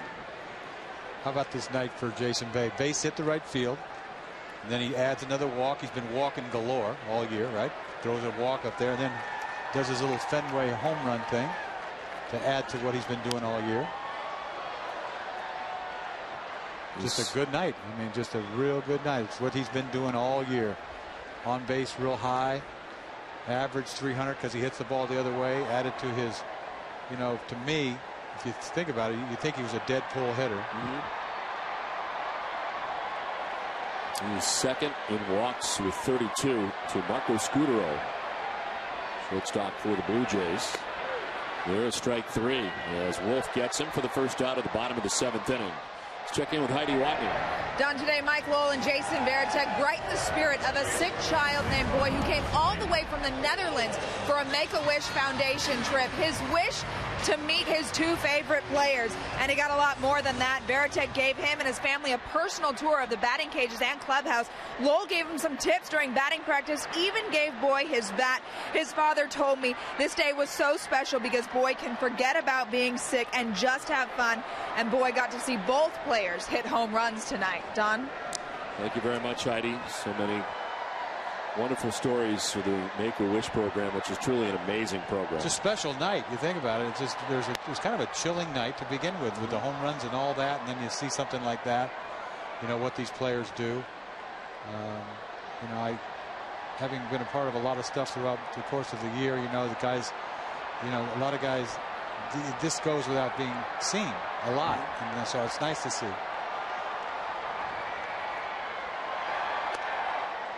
In tight to Lowell, and it's 3-0. Single for Euclid to get it started. Jason Bay strikes out looking. 1 on, 1 out. Red Sox batting in the 7th.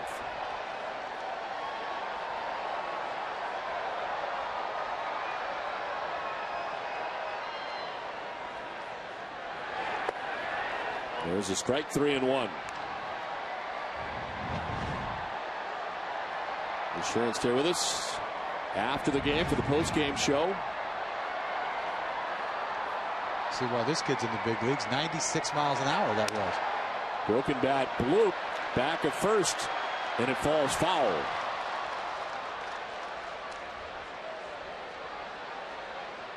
See kid Brian Wolf out on the mound. You know, you see so many names that you hadn't heard of, and he's a 28-year-old kid that only has 1 year of service time, so he hasn't been around all that much, but he's 28 years old, and you see his velocity, and you know why he's in the big leagues. Originally a 6th-round pick of the Minnesota Twins back in 1999. Not reached the majors until 07, very briefly with Toronto. And last year briefly as well. Roll to left field. A fair ball to the corner. Euclid is headed for third base. He'll stop there as Lowell into second base with a double. Well, the Red Sox love to hit it home, boy. When they get hot, they just wear it out. He gets a high fastball here. He's looking fastball because the kid throws so hard. He gets on top of a high fastball, hooks it down the line. Mike Lowell can hit anybody's cheese, especially when he's looking for it.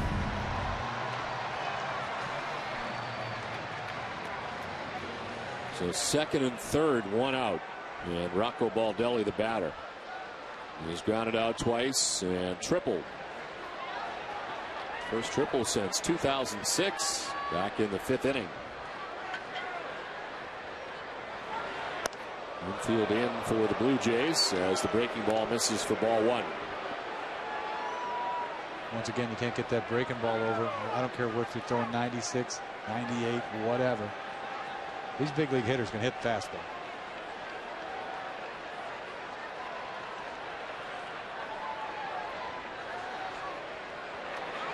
Baldelli off the end of the bat, cued foul, and just outside the bag at first.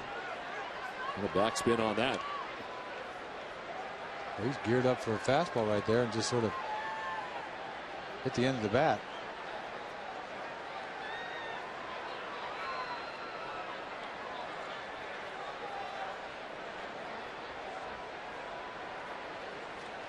Things have gone pretty smooth for Cito this year up to this point. Last night they get nipped 2-1 by Wakefield, and tonight they come out just wearing it out. Two totally opposite ball games.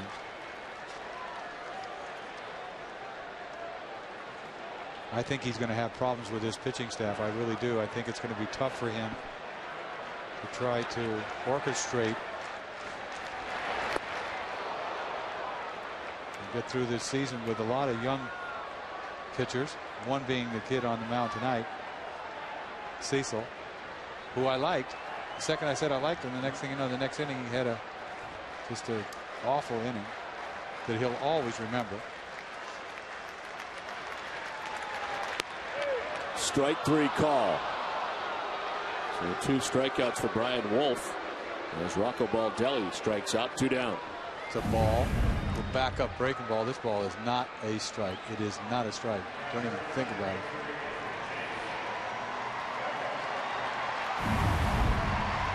So 2 down and a chance for Jason Varitek. No, they're going to intentionally walk Varitek, first base open, and go after Julio Lugo. That doesn't happen very often, does it? If you think about it, I can't remember the last time they walked Varitek intentionally. Good time to do it, though. He's homered twice tonight, in the 3rd and in the 5th.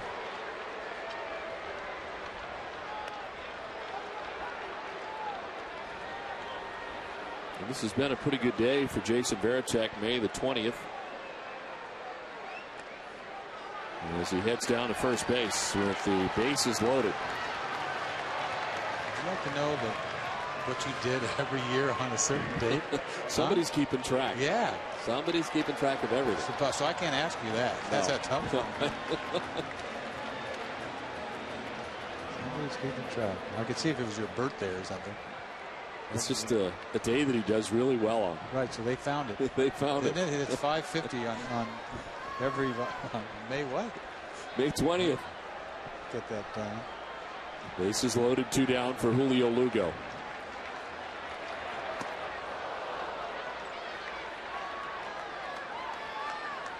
And the Blue Jays with 27 victories. The only team in the majors who have more victories are the Los Angeles Dodgers. They are 28-13 atop the National League West and already getting a pretty good pad out there. A 7.5 game lead over the Giants. Well, that division is just going to be a walk away for the Dodgers. Popped up. Barajas has a play. And the Blue Jays catcher makes it to end things here in the 7th inning. Red Sox on top 8-2.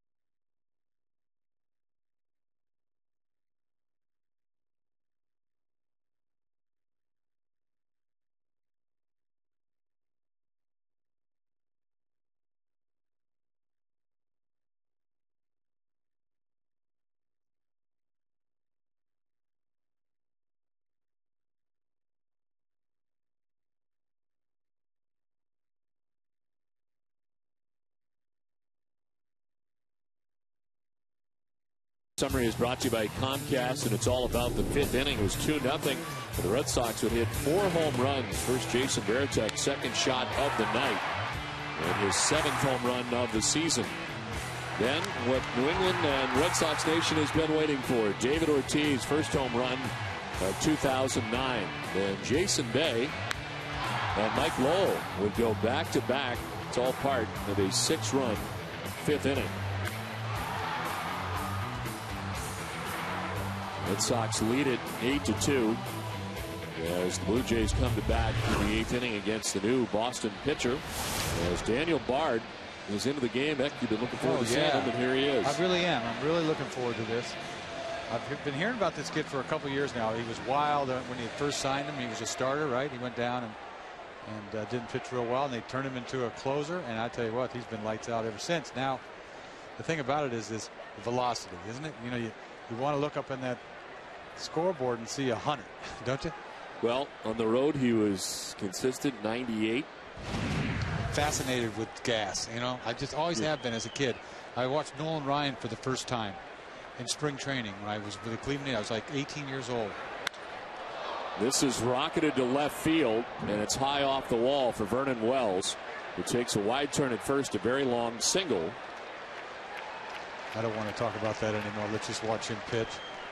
But that's another story for another day. But anyway, everybody's looking fastball off of me right here, and Vernon Wells hits it off the boards. But you know, he's got that easy gas too. That's why I like him. I think it's just effortless for this kid. But so, you know, this is the first time ever pitching in Fenway Park. It's a good time to get him in this game, 8-2, if you think about it. get your feet wet, so it's not like a real, biting your nails type of game. To center field and in for a base hit. Adam Lynn not waiting around either. And it's back-to-back base hits for the Jays here against Bard. Go out there, try to get ahead with a fastball. He's only thrown 2 pitches, and they're looking for it. And it says, I don't even want to jinx this kid, but fastball, middle. Lynn is a very good fastball hitter. Who isn't?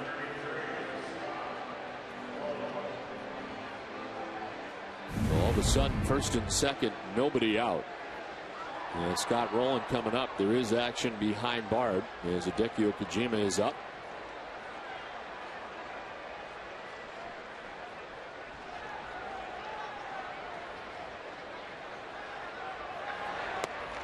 Rowland takes a pitch, and it's ball 1. I guarantee you he's got a ton of adrenaline on that mound. I mean, like you read about. And it's really hard. It's really hard to channel this thing and corral it a little bit. He warmed up and limbered up in the Sunday night game before the Red Sox headed out on the road. He was called up right before the game and was warming up in the pen. That's close as he got. He said he was nervous out there at that time, and then of course pitching a couple of times on the road. 3 1/3 shutout innings in 2 outings. This one looped to second, going to try and make it 2, but cannot. Soft line drive out to Pedroia for the first out of the inning. Good spot right there with his fastball. Rowland has a kind of a funny swing there. It wasn't really hit very hard, obviously, at the end of the bat. But if anything, you're going to have a hard time. You see this ball, this fastball down. Good spot for it. A little cue shot almost. When you're excited, you throw high fastballs, and it's hard to throw a curveball.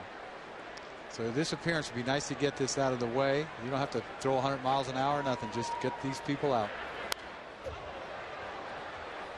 99 in the gun, and it's fouled off. B.J. Ryan, who worked in the game last night, back up again tonight.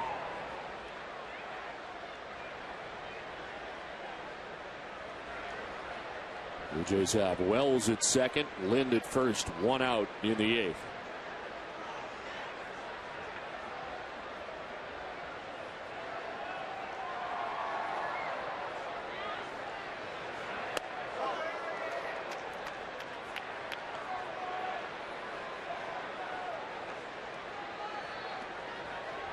Made his major league debut May 13th at LA. 2 scoreless innings against the Angels. See if he throws a hook right here.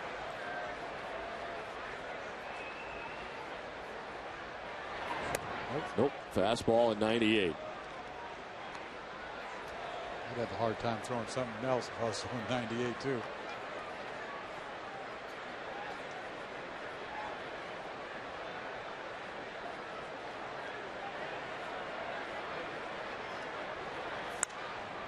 Fouled off, stays with it, and it's 2-2. Oh, it's coming. It's still late. Got that pitcher's body, the tall, lanky, good leverage. Probably going to get stronger. Still young. Skinny right now.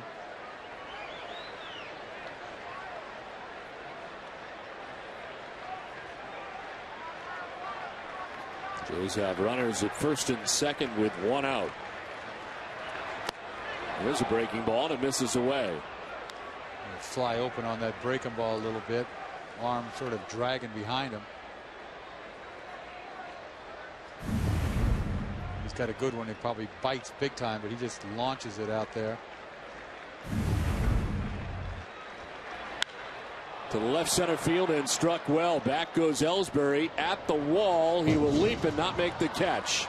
From second base, Vernon Wells scores as the Blue Jays get a run back.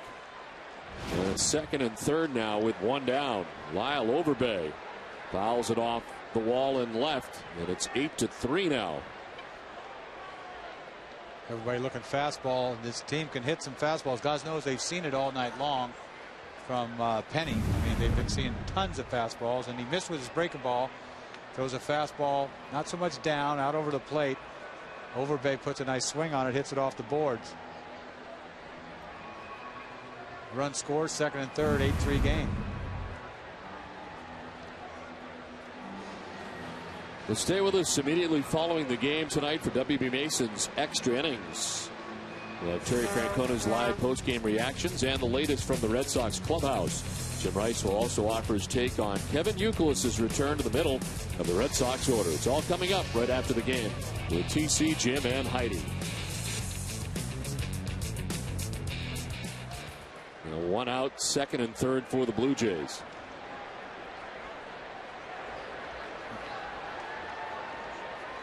Barajas 1 for 3 takes the breaking ball for a strike. There you go.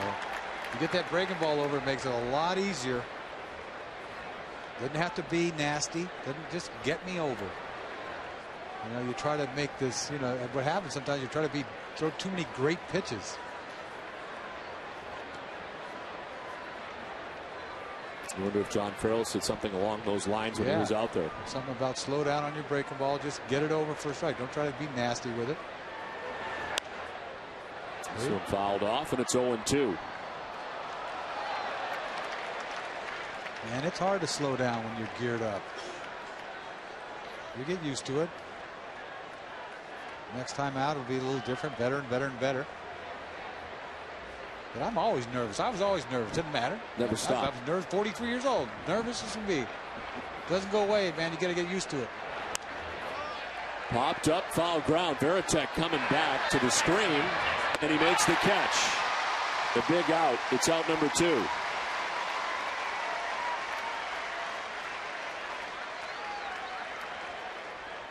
Good pitch. Popped him up right there. That's a big pitch for him. 2 guys in scoring position. Struggling a little bit. It's going to be the night as Francona makes his way out. So he'll leave on a good note as he gets out number 2. Hideki Okajima coming on. It is 8-3. Red Sox on top.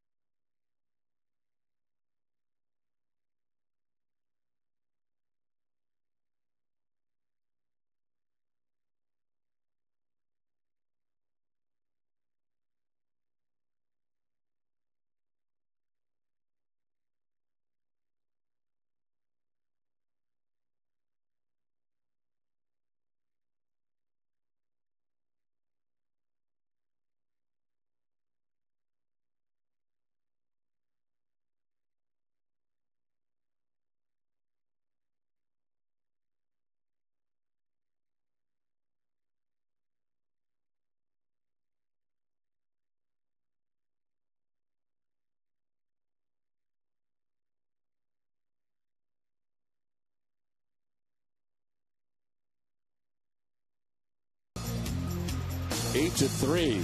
The Red Sox on top of the Toronto Blue Jays as the Jays have scored a run in this inning and are threatening runners at second and third. Daniel Bard touched for a run so far, responsible for the 2 men on. As the Red Sox back to the pen for Hideki Okajima. His 20th game of the year, 2-0 with a 2.89 earned run average. No runs allowed in his last 9 appearances and 11 innings. He's not allowed to run in 15 of his 19 outings. He has been very good lately. He's really come on. You think about it, at the start of the year, he gave up a couple runs here and there. And he's really come on strong the last, like you said, 10, 11 appearances. Kevin Millar pinch hitting for Travis Snyder in the 8th with runners at second and third. Ramon Ramirez starts to warm up in the Boston pen. Millar, of course, went deep here last night against Tim Wakefield.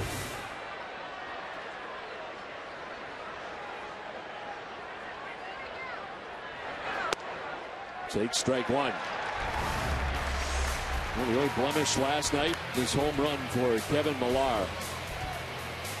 One of those knuckleballs, the few knuckleballs last night that didn't do anything, and it was chest high that he just sort of lifted out of here.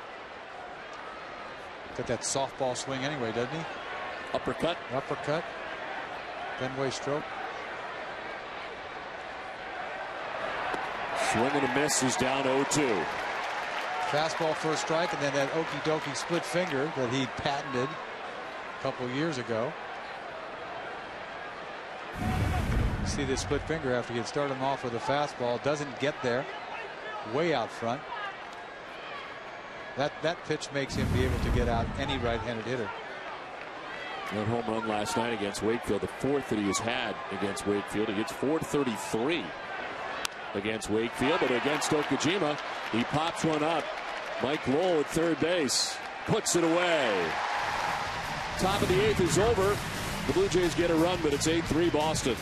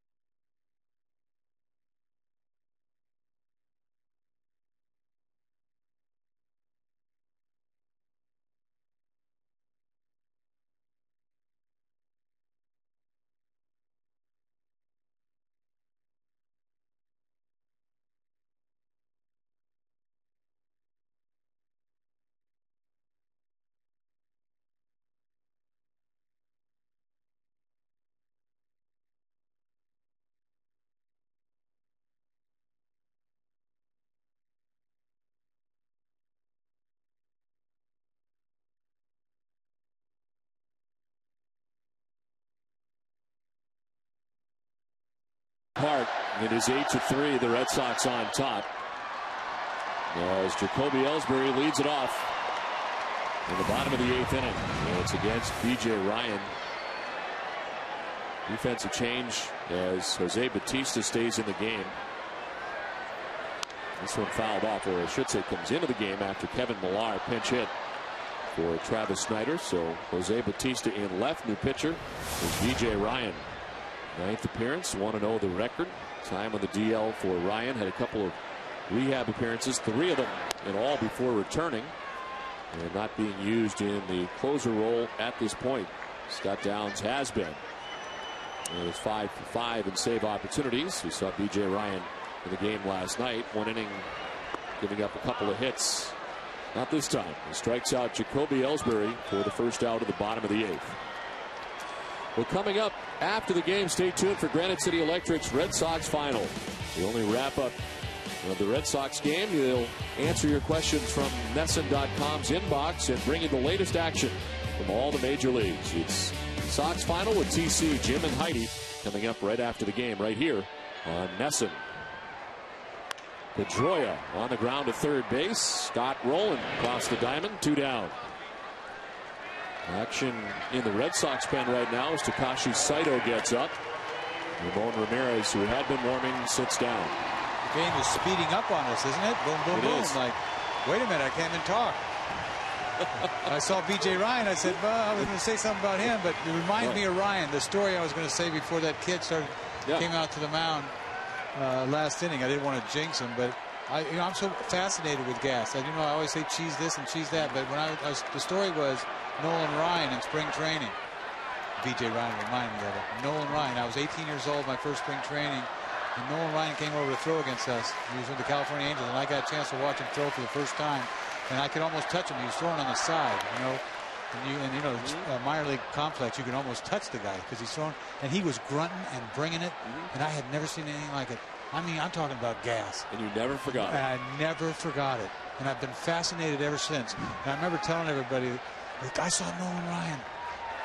And he was snorting and bringing it. And when I tell the story, I'd be just so, you know, I'd get carried away saying, you should have seen it. He would just roll and it was going pow. And so I've been fascinated ever since. But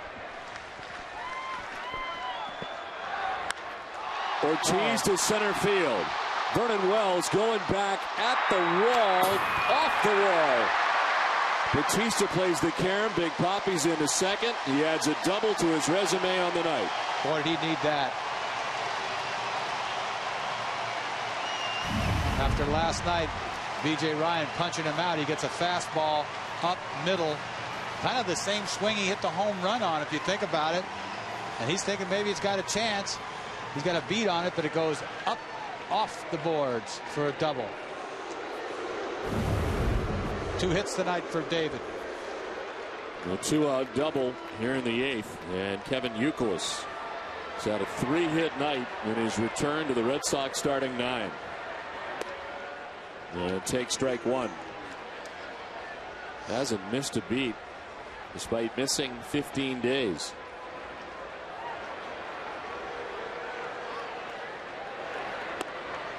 Another strike, and it's 0-2. B.J. Ryan throwing strikes is what he's doing.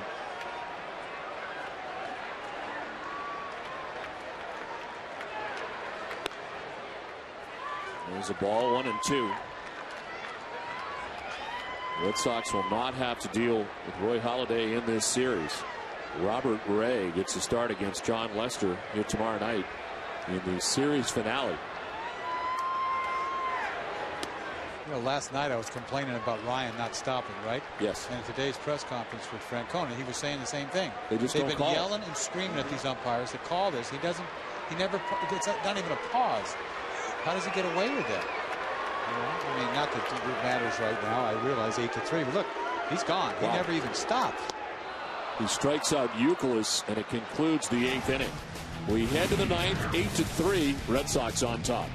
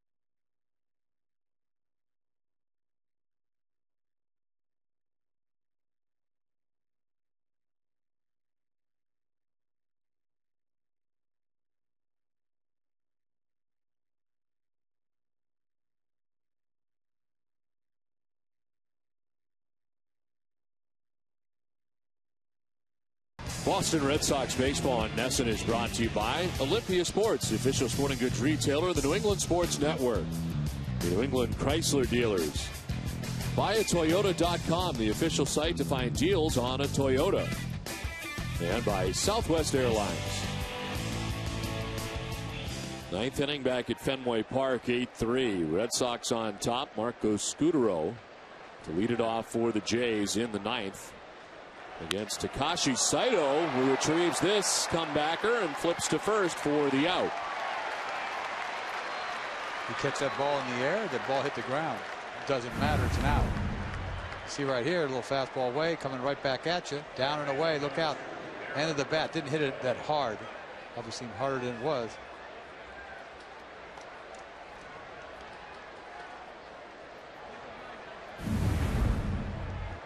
Well, tonight, the 10 on Nesson at Sports Desk with Cole Wright, presented by FWM, home of Frank Webb Bath Centers. Bruins GM Peter Chiarelli takes home a big honor. Veteran running back Fred Taylor suits up in Foxborough. Mikey Adams is in studio to play Take It or Leave It at Sports Desk with Cole Wright coming up after Red Sox coverage, only on Nesson. I don't think it's going to be at 10 o'clock, though. No. The reason I know that is because it's 10 o'clock. You are sharp. Got to get up pretty early in the morning. More likely 11 o'clock. I'm going to test you every day, though. I'm going to ask you questions all day long. You're keeping me on my toes. I know that. We're not going to get the record, are we? Well, he's good. Still got 11, right? Sitting on 11. He's not made a catch out there in center field since the 6th inning. We need 2 more. We need 2 outs to center. He needs 1 more to tie the major league record. Earl Clark, Lyman Bostock with 12 putouts. He's sitting on 11, which is the all-time Red Sox record. And Hill fouls it off, and it's 1-2. Looking back to Ellsbury, he got 1 hit, so his and so his hitting streak is extended. But if you look back at that hit, that bunt that the pitcher almost killed himself trying to get, was the hit that extended the streak to 15. He was on base 1 other time with a walk. Thrown out at the plate. 1-for-4 night for Ellsbury. But a 15-game hitting streak now. A check swing foul.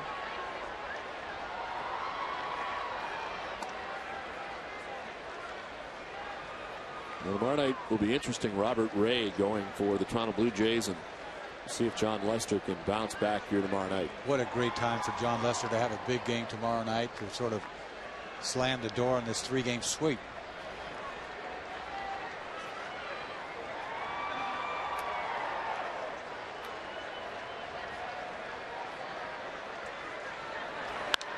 To left field, Jason Day is there, and there's 2 down.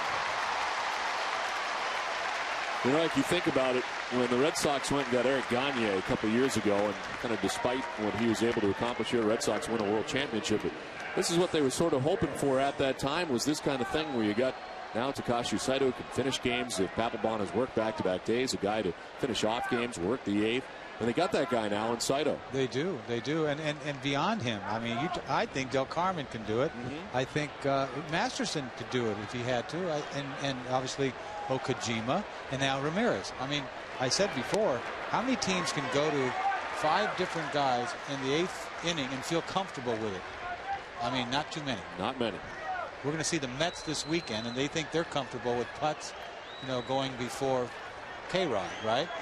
But that's about it. That's all they've got. I mean, we'll get into them in a couple of days. But keeping it in the American League East, I don't think.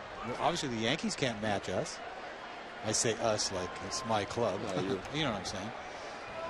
I'm a homer. Stay in shape. You may want to stay away from that on Sunday when you're doing the TBS game. Yeah. Hello. The 1-1 to Rios. He's in there for strike 2, and it's 1-2. Well, Saito's known for that breaking ball. He's got that slider, a nasty slider, and he's a strike machine. I keep saying that.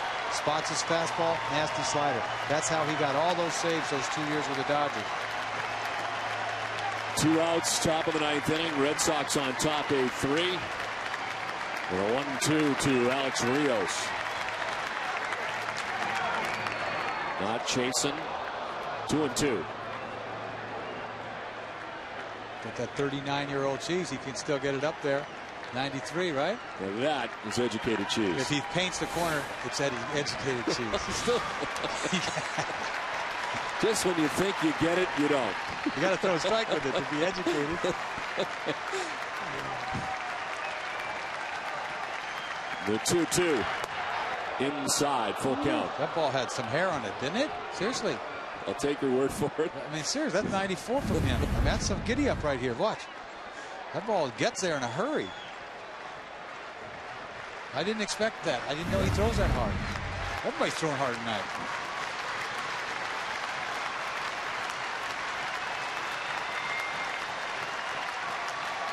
(3-2) to Rios. To right field, deep was Baldelli, and it's in for a hit.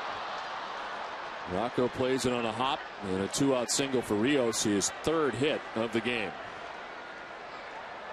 See how this guy's a good hitter. Uses all the field. He's yanking balls off of Brad Penny earlier in the game. Gets a 3-2 fastball and just sort of slices it the other way. This ball's down and away, out of the strike zone, way out of the strike zone. Still gets the bat on the ball. And that's a good piece of hitting right there. You can't do anything about that. So a 2-out base runner in the 9th, and Vernon Wells has had a 2-hit night, 2 singles to left field. Last one was off the wall. As he welcomed Daniel Bard into the game in the 8th inning. Didn't like that. Thought it was inside.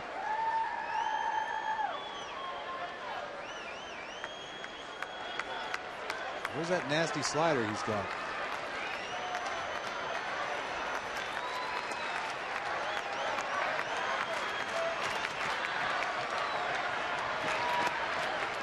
Inside, and it's a ball and a strike. You know, there's nobody on second base. He gives him a sign, Veritek, and then he touches a bunch of, you know, I wonder what it is. You know, normally you just get one sign.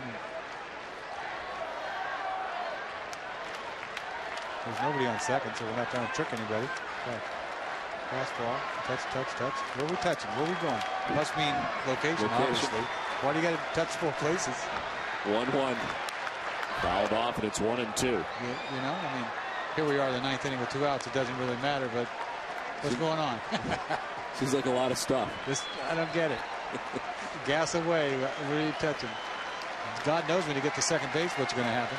We're going to touch everything.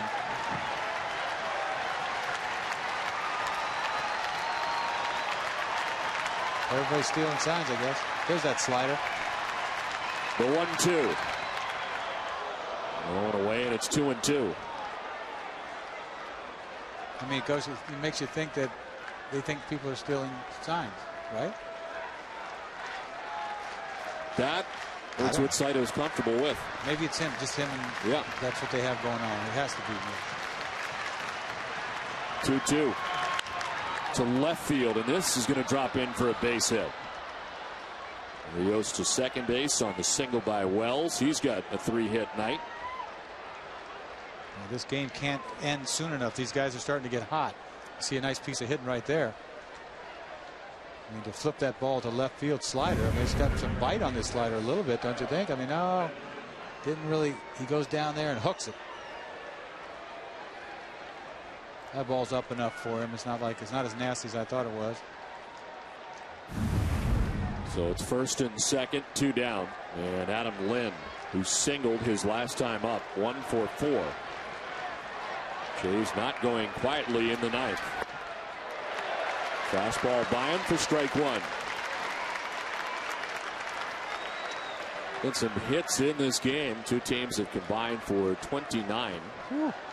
Red Sox with 15, the Jays with 14, and only 3 runs with 14 hits. And Papelbon starting to warm. Tardy on that 94 fastball, 0-2. They've been calling fastballs on the outside corner to Lind all night long, so he's going to swing.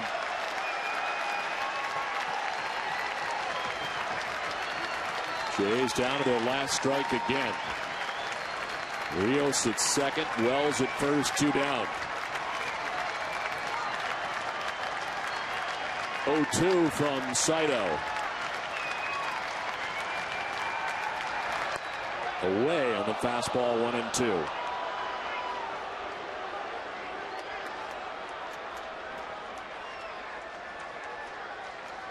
Really, the one thing Terry Francona did not want to do is have to get Papelbon up. Right, because he's in this game with another hit. And you got to hurry up and get it going. Luckily, last night he didn't throw a lot of pitches.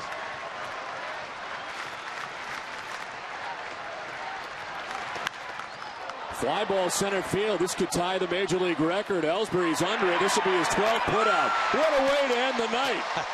Ellsbury in his 12th putout makes the catch to end the ball game, and he ties a major league record for putouts. He is busy out there in center field and up to the task tonight. We've seen it all.